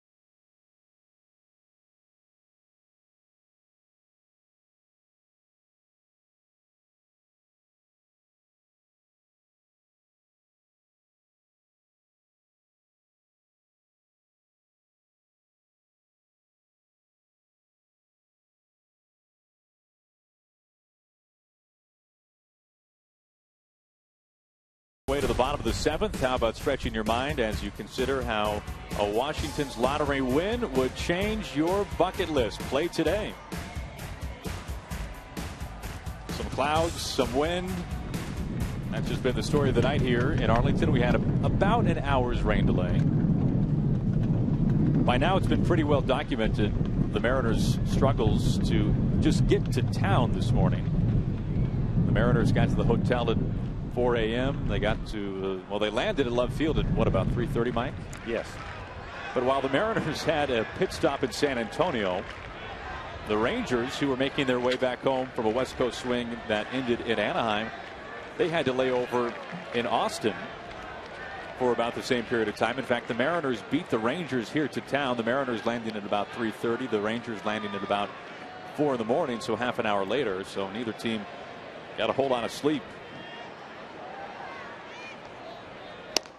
And kudos to the pilots, by the way, to get everybody here safely. That was about as rough a conditions as I've ever been on, traveling a lot, and that was tough landing the plane here last night or early this morning.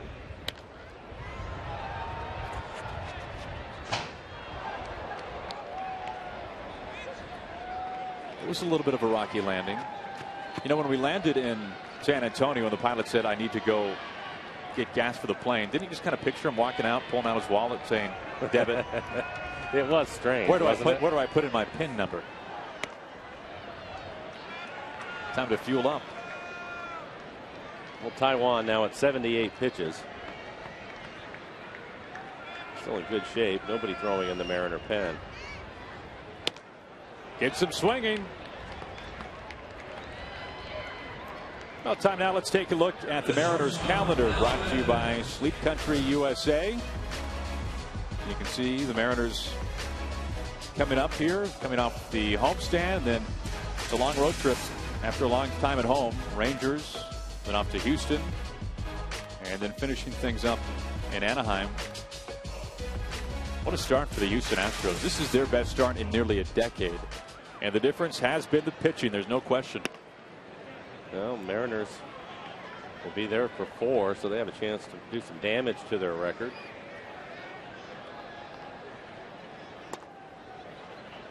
One ball and 1 strike to Andrews. Rangers have locked Andrews up pretty long term. That contract extension being signed 2 years ago.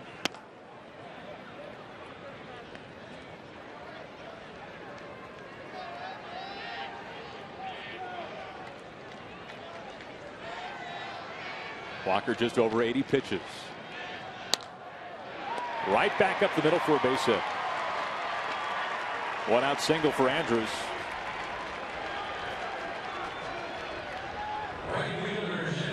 Well, Andrews gets a fastball that he can handle. It's 94 miles an hour in the middle of the plate, but more importantly down. Just has to drop the barrel of the bat to it.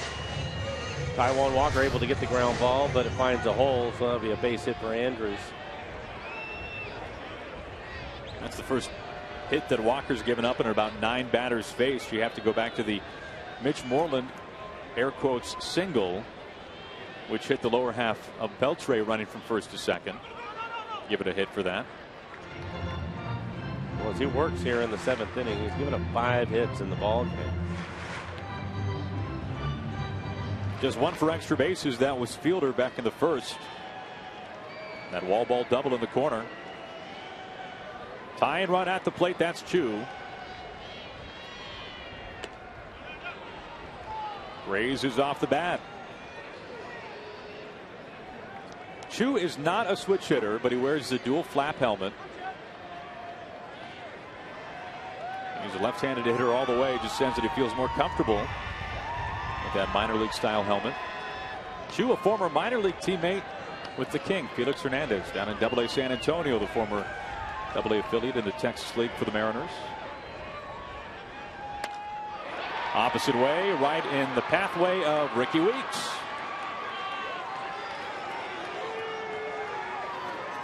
Well, we hope you follow the Mariners all season long with MLB.com At Bat, the #1 app for live baseball. At Bat is up to the moment with in-game highlights, live look-ins, replay reviews, radio broadcasts, and more. Get MLB.com At Bat for your smartphone or for your tablet. And with Taijuan at 86 pitches, getting some action in the pen, Justin Leone, Charlie Furbush getting loose in a hurry. Taijuan with a couple of outs and a runner on here in the 7th. It's Andrews at first, the ground ball single. First pitch strike to Odor. Of course, Odor would not be here if it was not for the injury for a 2nd straight year to Jurickson Profar, who was touted for years as the top prospect in baseball, but a shoulder surgery once again holding him out all season long.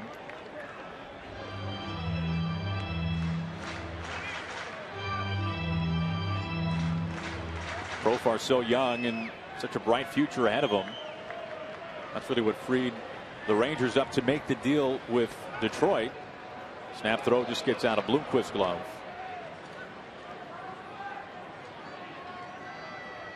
That sent Kinsler over to the Tigers, brought Fielder here to Arlington.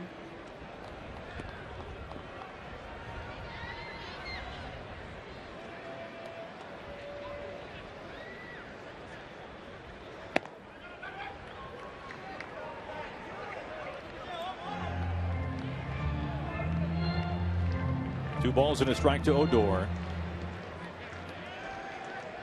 An infield single back in the third. That was a tough play for Cano.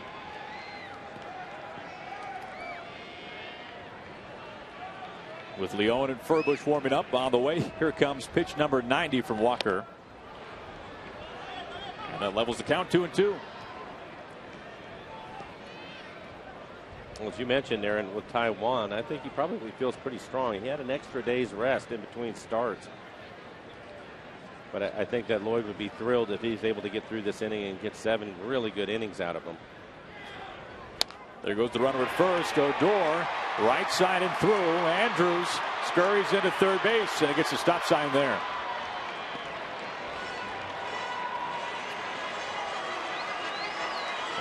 Like it was, I think it's the changeup. That's the changeup, 88 miles an hour down in the middle of the plate. And Lloyd McClendon out of the dugout. Let's see if he has a conversation with Taijuan or he's going to make a change. He has Leone, the righty, ready to go in the pen. Last time Taijuan was on the mound, we saw Lloyd come out twice without making a pitching change. He hasn't made a move yet, so I think he wants to find out how he's doing, how are they going to go at Chirinos if he decides to leave him in, and it appears that he's going to. And just for some context, as it'll be Taijuan. We all remember Walker's brilliant start, the 8 innings last September in Toronto. Those 8 innings, a career high. But where he is right now, 6 2/3. The only game that he's ever pitched more innings than this one you're watching right here tonight was that magnificent start against the Blue Jays when the Mariners needed it the most. I think part of the conversation was also you have the left-hander Martin waiting on deck. And Taijuan, no, don't leave anything in the tank. Go get him. And he gets a good fastball in on his hands. Nice work there by Taijuan Walker. 7 innings here tonight in Arlington in game 1. And the Mariners go on to the 8th, leading by 2.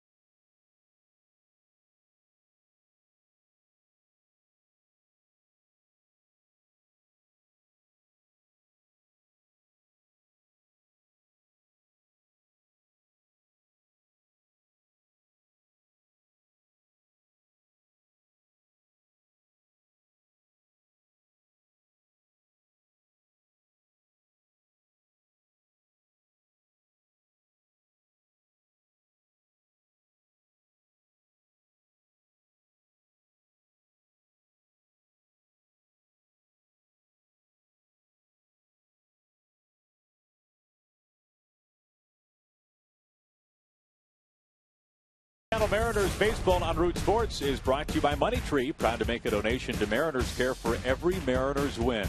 By Jack in the Box, Jack's hottest sandwich is back. Head to Jack in the Box for Jack's Blazing Chicken Sandwich. By CenturyLink, your link to what's next. And by Geico, 15 minutes could save you 15% or more on car insurance.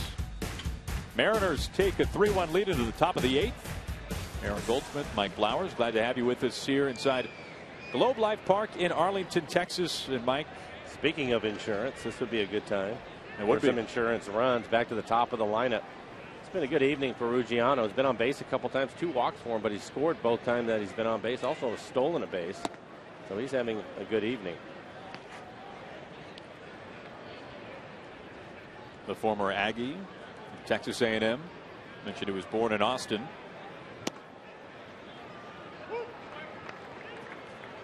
One ball and 1 strike to Ruggiano, leading off the 8th.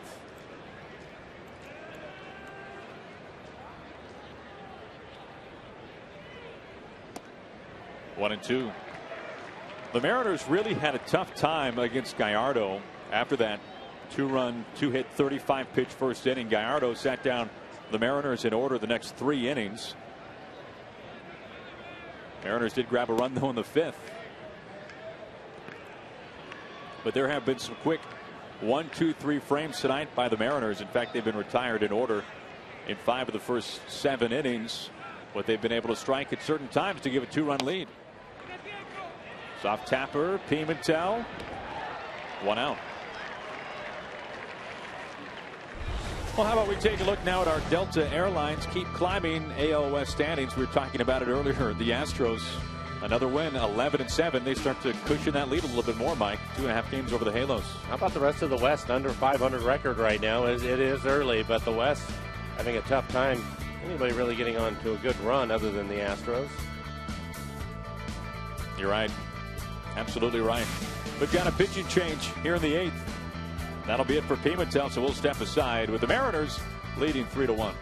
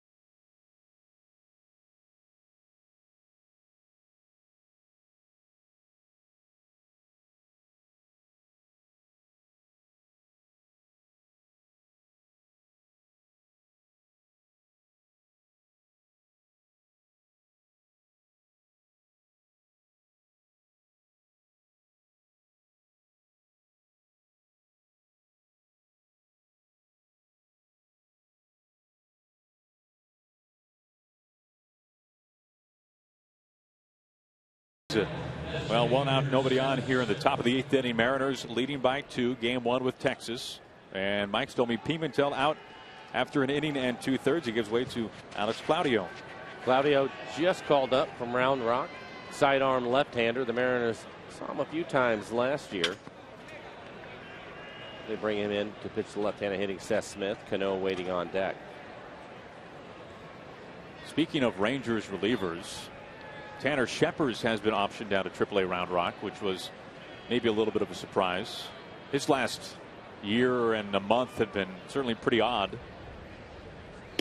Funky delivery, first pitch strike. Scheppers last year was the Rangers opening day starter. He was a fantastic 8th inning setup man for Phillies for a year or 2. Nearly made an all-star team. Has had some injuries. So no Scheppers in a bullpen that has already struggled for Texas.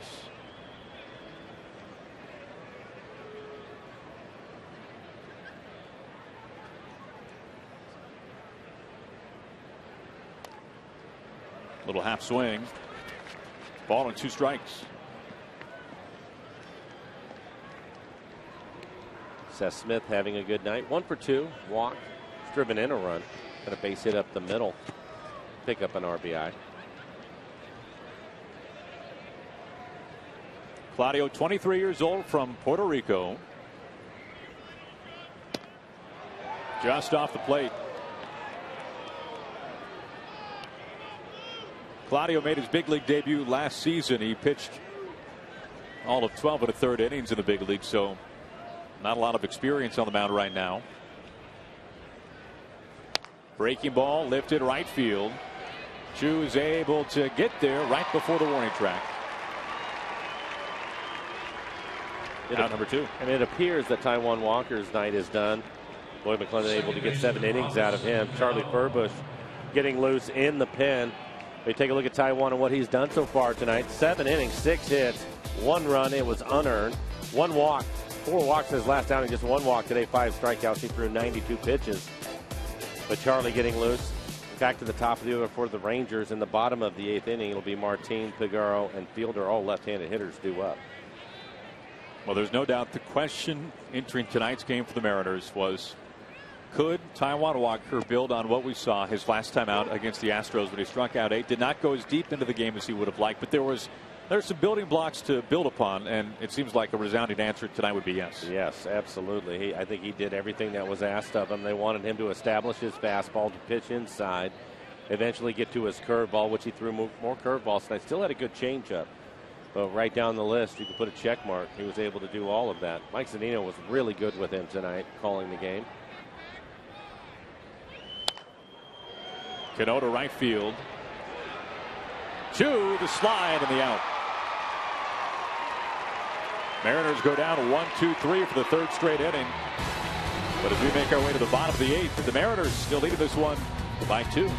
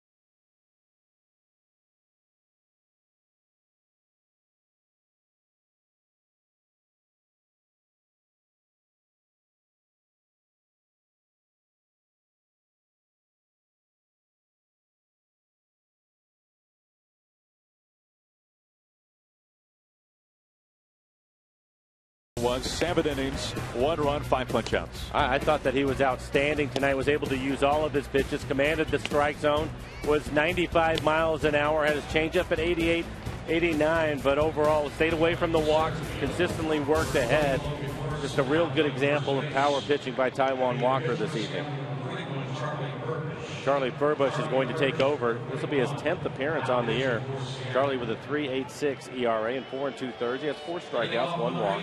Opponent's hitting .211 off of Charlie. Good fastball. He will be in the low 90s with his fastball, and also mix in a slider to the left-handers.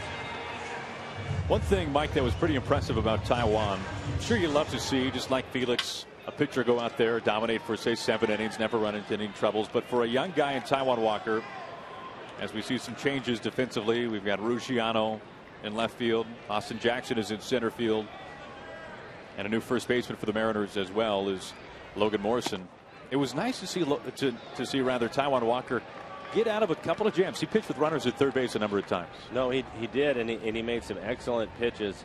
He had a couple of trips by Lloyd McClendon, of course, and Mike Zunino out to the mound, but I think that's something that you have to do just to get him back and aggressive in the strike zone. Typically, when you have guys that are in scoring position and you're a young pitcher, you start to nibble a little bit. And the strength of Taijuan Walker is to be aggressive, and he was able to get right back to it and make quality pitches to get out of some of those jams. So Walker continuing to turn in the right direction with his start tonight on the heels of his start at home against the Astros. Breaking ball there from Charlie. 1-2 to Martin. We last saw Charlie yesterday. So Furbush pitching on back-to-back days for the third time this season, but he faced only one batter. That was Joe Mauer. Got him to fly out, preserved a 2-2 tie at the time.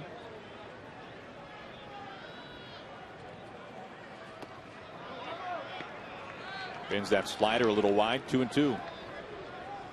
Smolinski has come out on deck, so he will pinch hit for Peguero.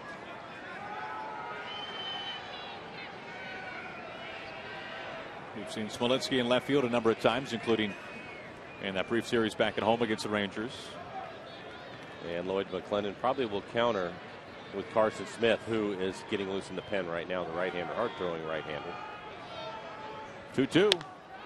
Up the middle for a base hit. Leadoff single for Martin. Pretty good slider from Charlie. It's on the outside corner, and he cues it off the end of the bat. You can really see it slicing back towards Brad. Wasn't able to get to it. And Smolinski will pinch hit. So now Lloyd has to make a decision. You have Prince Fielder, another left-handed hitter, waiting on deck. Fielder has been their best hitter. Hit the ball hard a number of times this evening. So it looks like he's going to stay with the left-hander Furbush so that he will be able to pitch to Prince Fielder.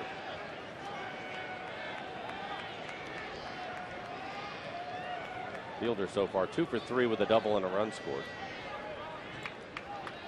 Smolinski not off to a good start this year, batting .114.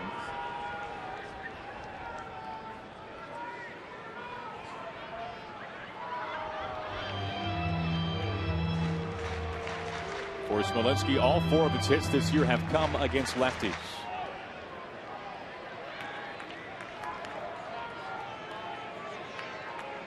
Smolinski represents the tying run. Pitch low from Furbush.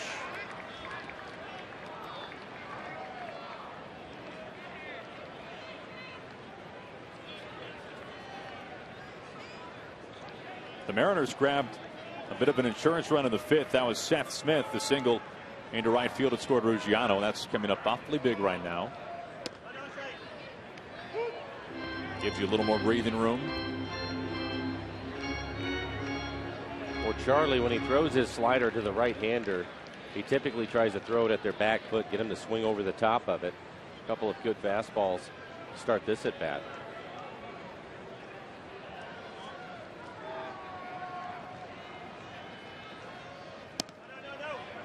That one's in low and tight.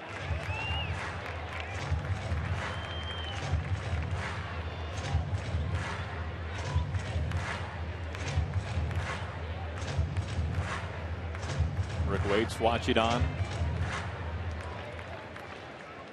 Waiter, a former Texas Ranger.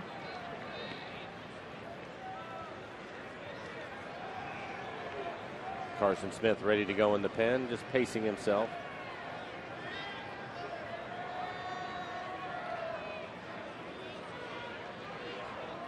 Two-one. There's the slider.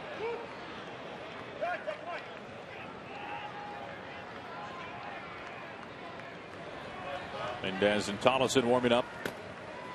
A couple of right-handers. Jeff Bannister's bullpen.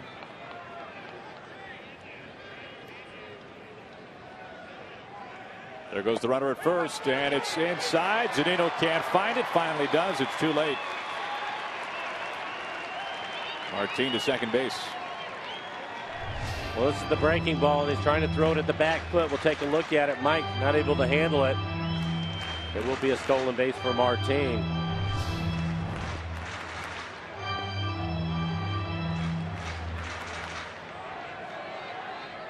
Count goes full to Smolinski. And the most feared hitter for the Rangers, Prince Fielder, is on deck. A full count. Nobody out. Just what Charlie was looking for. He points sky high. Here comes Seager. Now number 1.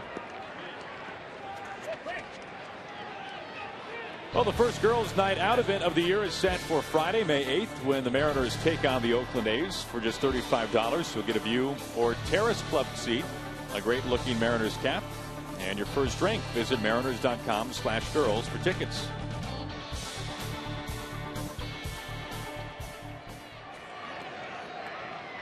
One out, Martin with speed at second base for Prince Fielder.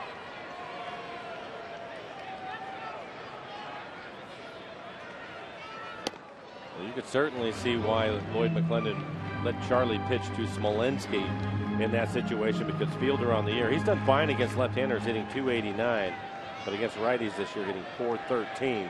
So he wanted Charlie to stay out there for this at bat right Well, that's here. a little scary. Sometimes the numbers make it that easy.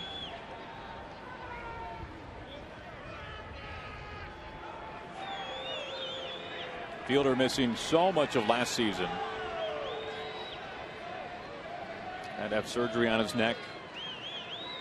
There was such high hopes for Fielder coming here to Arlington, especially as a left-handed hitter, a home run hitter to right field. A ball and a strike. Fielder has seen Charlie. He's 1 for 5 against Charlie.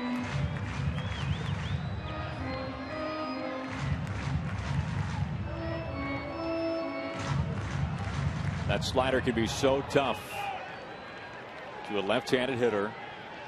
Furbush does such a good job manipulating it. Can lengthen it out a little bit, adjust the depth, the tilt. Strike two.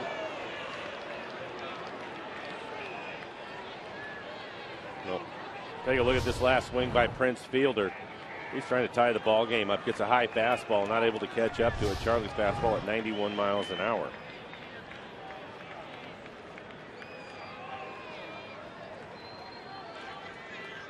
Furbush a strike away from out number 2, but a missed pitch from tying this one up. Here it comes.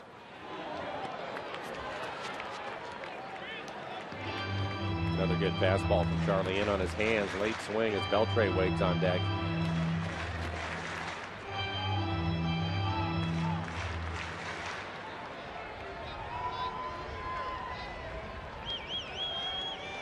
Fielder batting .361 this year. Really the only Ranger that's really hit consistently since opening day. The 1-2. Swing and a miss. He got him. The slider for out number 2. And I think we'll probably see Lloyd McClendon come out of the dugout to get Carson Smith with Beltre walking to the plate, and it just ties him up. Good pitch from Charlie. Well, you're right about tying him up, handcuffing him, hands in real tight. Charlie Furbush does his job. We'll have a pitching change. Carson Smith in a homecoming, a Texas boy, coming back to Arlington. We step aside. Smith on to hold the lead.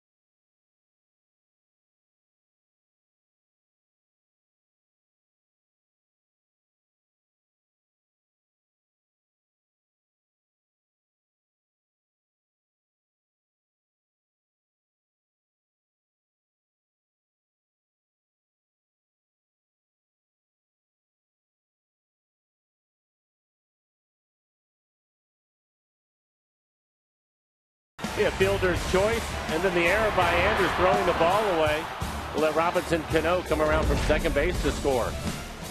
And then in the fourth inning, Taijuan Walker facing Elvis Andrus, and Brad Miller on a tough lob throw got underneath Lindquist's glove, and that allowed Prince Fielder to score. So the Rangers grabbing their first run. An unearned run for Taijuan Walker. And how about Seth Smith? Base hit back up the middle, and it'll be Ruggiano who walked and stole second base with 2 outs and ends up scoring. Right now, that looks like a pretty big run for the Mariners. Well, there's no question about that. Game 1 of the series tonight, and Mike, a new pitcher and a man with plenty of Texas ties. It's young Carson Smith. Carson Smith, hard-throwing right-hander. His fastball will be 94 to 96 miles an hour with a hard slider. This will be his 10th appearance on the year, 8 2/3. He has 11 strikeouts. Opponents hitting just 100 off of him. Well, he has been brilliant in the big leagues. Up and in on the first pitch there to Beltran. Carson Smith was born here in Dallas-Fort Worth in the DeSoto area, just about 30 minutes away from the ballpark here in Arlington, but then moved to Midland, Texas, in West Texas when he was a young boy, about 5 years old. Rip and a miss for strike 1. We'll take a look at this last fastball, 93 miles an hour. Good movement on it. That fastball dipping into the bat of Beltran.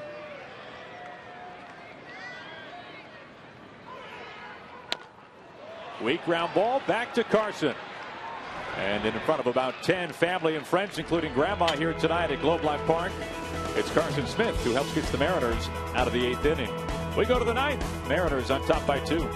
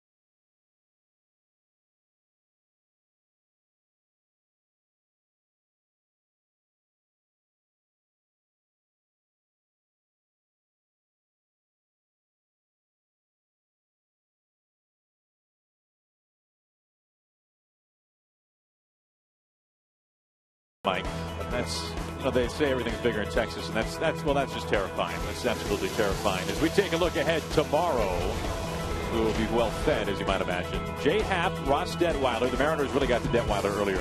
Well, they did, and so that's encouraging for you. And Happ has really pitched well, so hopefully he'll be able to keep that going, getting the start tomorrow's game.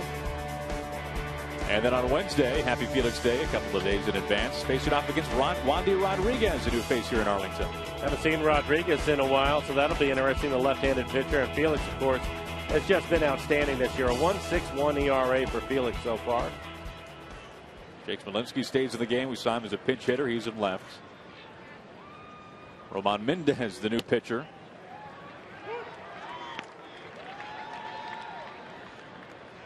For Mendez on the year's 10th appearance, ERA right at 3, 8 strikeouts in the 9 innings that he has worked. Good fastball, hard slider. Mendez allowed a run over 1 inning his last time out. That was against the Angels.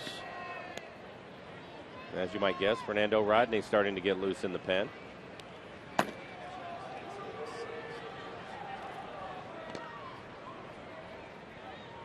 Ball a strike to Cruz.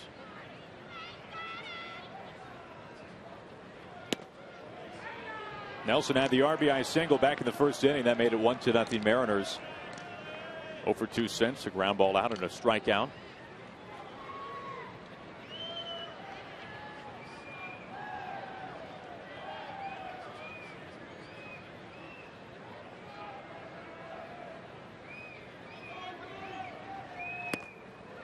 Up high, 3-1.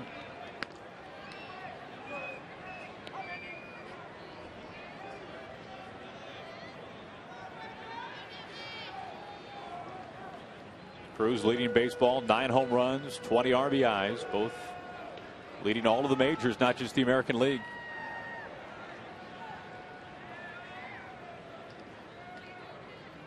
And the next pitch to Nelson. High fly, center field. Martin has some time, has some space, and it's out number 1. Well, join us tomorrow during the Mariners game for Twitter Tuesday. You'll have 5 chances to win exciting prizes just by interacting with us on Twitter throughout the game. We'll be posting questions and want to hear from you, so be sure to watch and follow us on Twitter at RootSports_NW.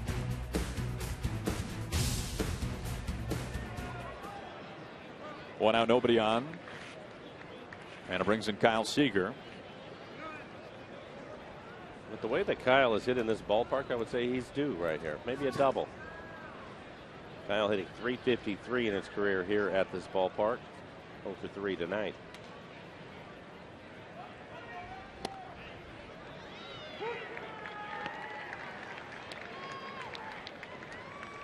Austin Jackson will bat next. Jackson on deck, taking the spot of Ricky Weeks.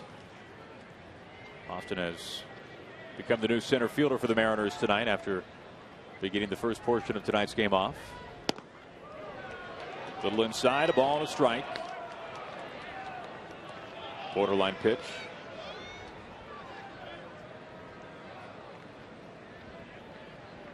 At least twice last year we saw Seager come to Texas, to Arlington that is, in a slump, and a pretty serious slump, and then go on to hit about 600 in the series against Texas. This has been a place of revival at times for Kyle Seager. Not that he's needed it much.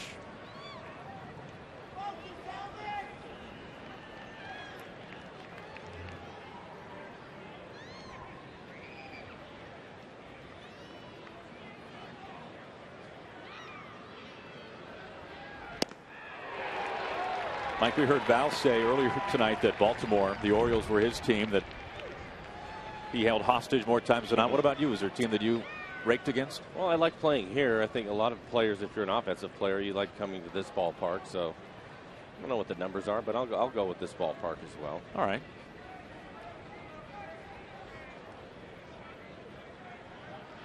One out, nobody on. The 2-2. Could be trouble. Smolenski, the new left fielder, has to come in, has to play it on a hop. You figured Kyle was due to get a base hit right there. First hit tonight. 94-mile-an-hour fastball up.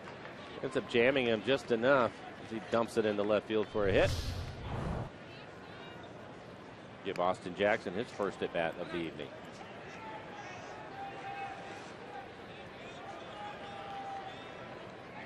Mike, word is that you hit .480 at Old Arlington Stadium. How many games? 2? Yeah, exactly. Still .480, kind of. I believe I hit my first major league home run there off of Charlie Huff. Really? Yep.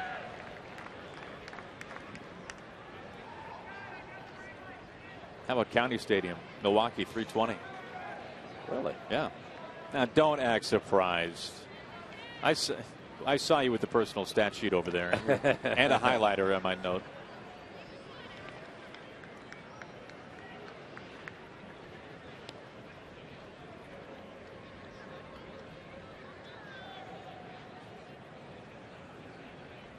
See if Austin Jackson can get a base hit into right.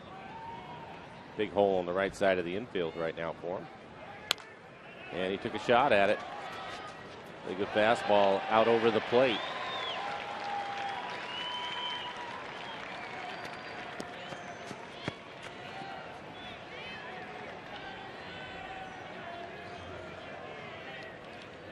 Have you been surprised, Mike, with, we mentioned it earlier, Ruggiano, the 5th leadoff hitter for the Mariners this year? Now, we knew that this year we might not see Austin Jackson at the top of the order each and every night. We know that Lloyd likes Ricky Weeks up there at times, especially against the lefty. But are you surprised that we've seen this many leadoff hitters and that we've seen Austin Jackson maybe batting second as much as we've seen Austin leading off? If you had asked me that question a week to 10 days after spring training had started, I would have said yes, surprised. But after getting down there and seeing Ricky Weeks for the first time in the leadoff spot, seeing Ruggiano get an opportunity in that spot, no. I think that Lloyd, we saw this from him last year, early in the season, trying to figure his team out and what guys can do, where they're comfortable. He would move the lineup around a little bit, so I'm really not surprised at all. Sometimes when I am surprised is when Austin is in the lineup and he's hitting second as opposed to leadoff. But I'm not surprised to see that he's tried a number of guys in that spot. You saw Austin leading off in yesterday's game against the Twins. I still believe Austin Jackson will be the leading candidate by the time the season is over. They need him in that spot, and they need him to play well. Snap throw from Chirinos. Seager safe. He brought up Lloyd last year and kind of fiddling with the lineup a little bit, and what a difference a year must make for Lloyd. Last year learning his team for the first time in spring training, then trial by fire. You go into the season, you learn month to month to month, and then Lloyd has said this a number of times, how better equipped he was this year, having gone through it one time. And even though he's better equipped, heck, they won 87 games last year. Well, exactly, but he also has some veteran guys that are new to his club. In Ruggiano, you have Ricky Weeks, trying to figure out what their strengths are, Seth Smith, and where they're going to be comfortable at. And I think he's trying to see what looks best and works best for his lineups. And they're going to change depending whether it's a lefty or righty. And so early on, I think early in the season is the best time to figure that out. 2-2. Safe to say that with the exception of maybe just a handful of teams around baseball, that a lot of managers right now are still kind of figuring out some new parts and how they fit in. Well, I think so. And again, it comes down to how veteran your club is. And quite frankly, how good is your club? He hasn't done anything with 3, 4, and 5 in this lineup, and I don't think that he will.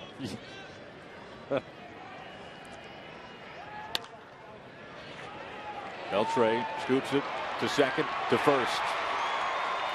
Double play will end things here at the top of the 9th. So the Rangers will try to at least tie this one up, but they'll have to face Fernando Rodney. We go to the bottom of the 9th. Mariners by 2.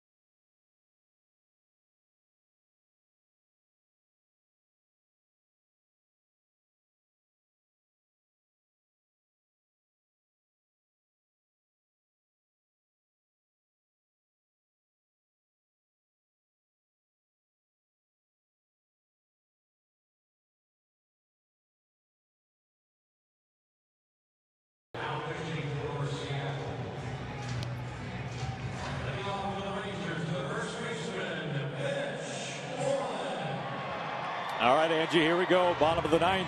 Fernando Rodney time, Mike. He has 4 saves on the year for Rodney. 7 1/3, 7 strikeouts. He has walked 5 batters. Opponents hitting .333 off of Rodney. Good fastball. His fastball has been excellent so far this year. 95 to 96 miles an hour. And of course, the great changeup at 81. Rodney threw 20 pitches yesterday afternoon against the Twins, so he is working on back-to-back days for the second time this season. And Mitch Moreland has had success 4 out of 7 against Rodney with a couple of strikeouts.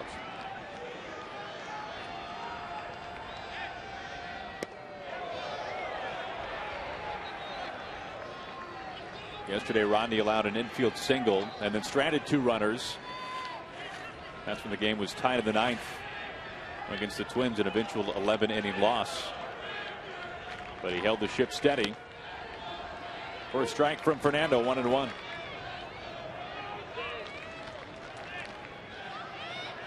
It's true with any closer, but it seems to maybe be even more so for Rodney. The first down is such a big one.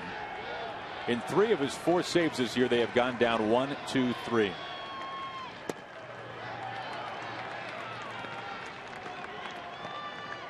That being said, his last save on the 22nd against the Astros, he stranded runners on the corners and did not retire the first man that he saw.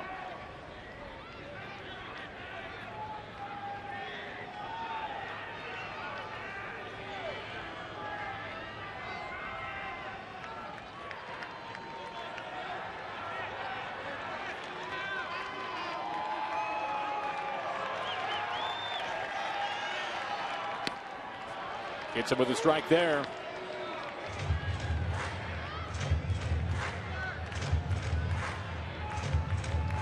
For Rodney, it's all about deception. He's not trying to nibble on the corners. He's going to give you his good fastball and hope that the difference between his fastball and his changeup are good enough, and most nights they are. Cano, backhand, easy toss, and a big out, number 1.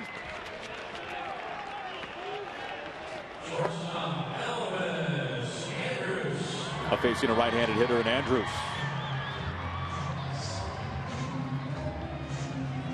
Fernando's never really in a hurry, is he, Mike? No. Of all the pitchers that I was worried about the clock, he would be the one. But 225, that could be difficult.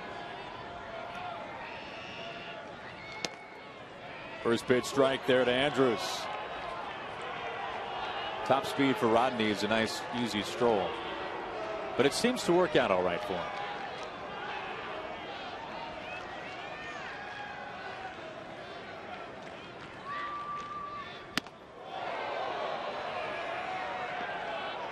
We've heard Mike Rojas, Mariners bullpen coach, say a number of times that when Rodney misses with the heat, when he misses high, maybe pitches in, he does that with a purpose. Maybe not all the time, but Fernando's not afraid to bring that fastball up and in. No, he's changing your eye level, speeding you up so they can come back with the changeup down and get you to swing over the top of it. Cano, another try, can't get there. This will bring the tying run to the plate. Andrews, a single. 3rd time he's reached, the 2nd time on a base hit. Little inside out swing, trying to get the fastball in on his hands. He kind of leaves it out over the plate, middle in.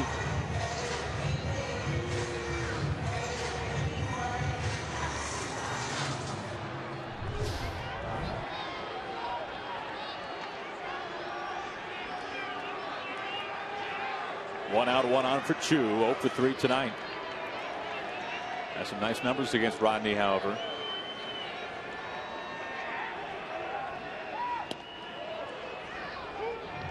Strike 1 showing bunt.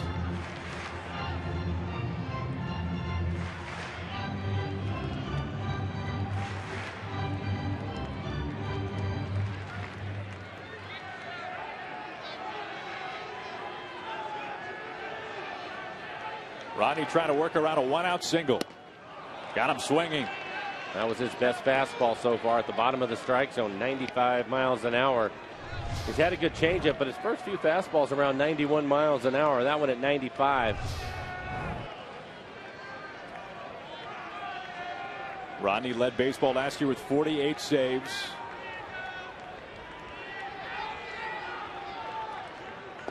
Got him again. This time he pulled the string. What a changeup.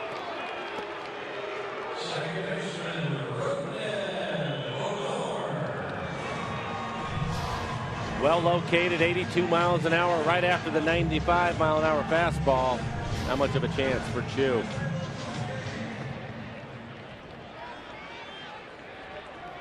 So now it is up to Rougned Odor. Batting 140 entering tonight. He is the tying run. Bends his knees and looks at a strike. That buckled him a little bit.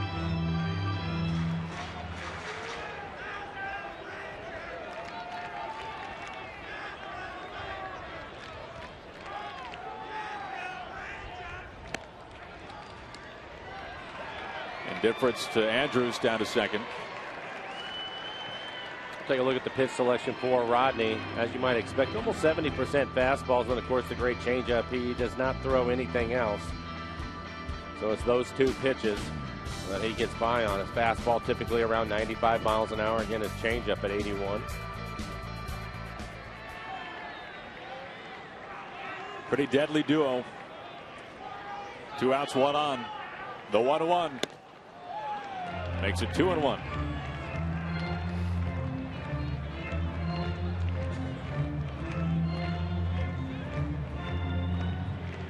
Mariners trying to start this lengthy road trip off on the right note.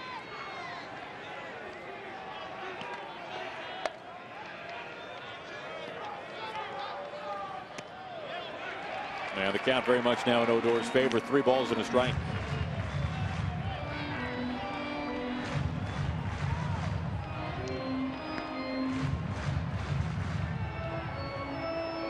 Lloyd not looking. Maybe just taking a break.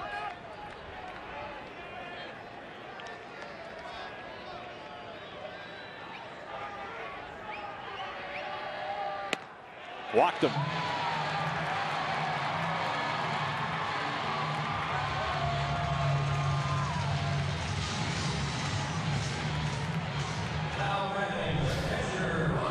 Really not close with this last fastball. 95, well out of the strike zone. And Odor with good speed now. He's the tying run over at first base.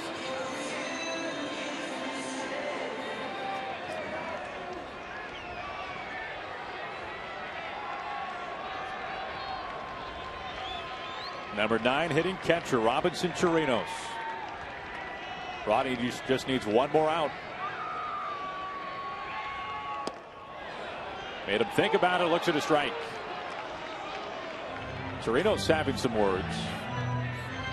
Not in total agreement there with the home plate umpire. It's Alan Porter tonight.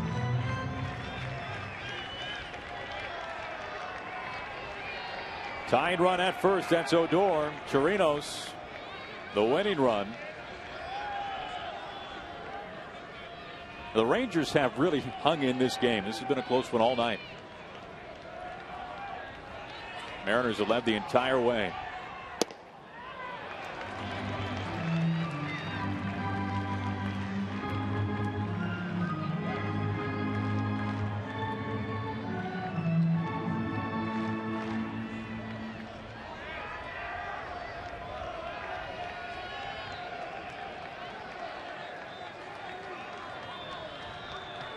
Two on, 2 out. And the 1-1. Austin Jackson, plenty of time to get there, and that'll do it. The Mariners win it. As Rodney strands 2, he picks up the save. Taijuan Walker, his first win of the season. And Mike, it really started tonight with Taijuan, didn't it? It was an impressive outing by Taijuan Walker. 95-mile-an-hour fastball, had the good curveball and changeup, but more importantly was efficient with his pitches. Only threw 92 pitches today to get through 7 innings. Lloyd, you talked about the lineup. Ruggiano at the top of the lineup, starting in center field, gets a couple of walks, steals a base, and scores 2 of the 3 runs for the Mariners. Nice win for the Mariners. They take game 1 against the Texas Rangers here in Arlington. Well, Mariners postgame presented by Delta Airlines starts right now with Angie and Dave Valley.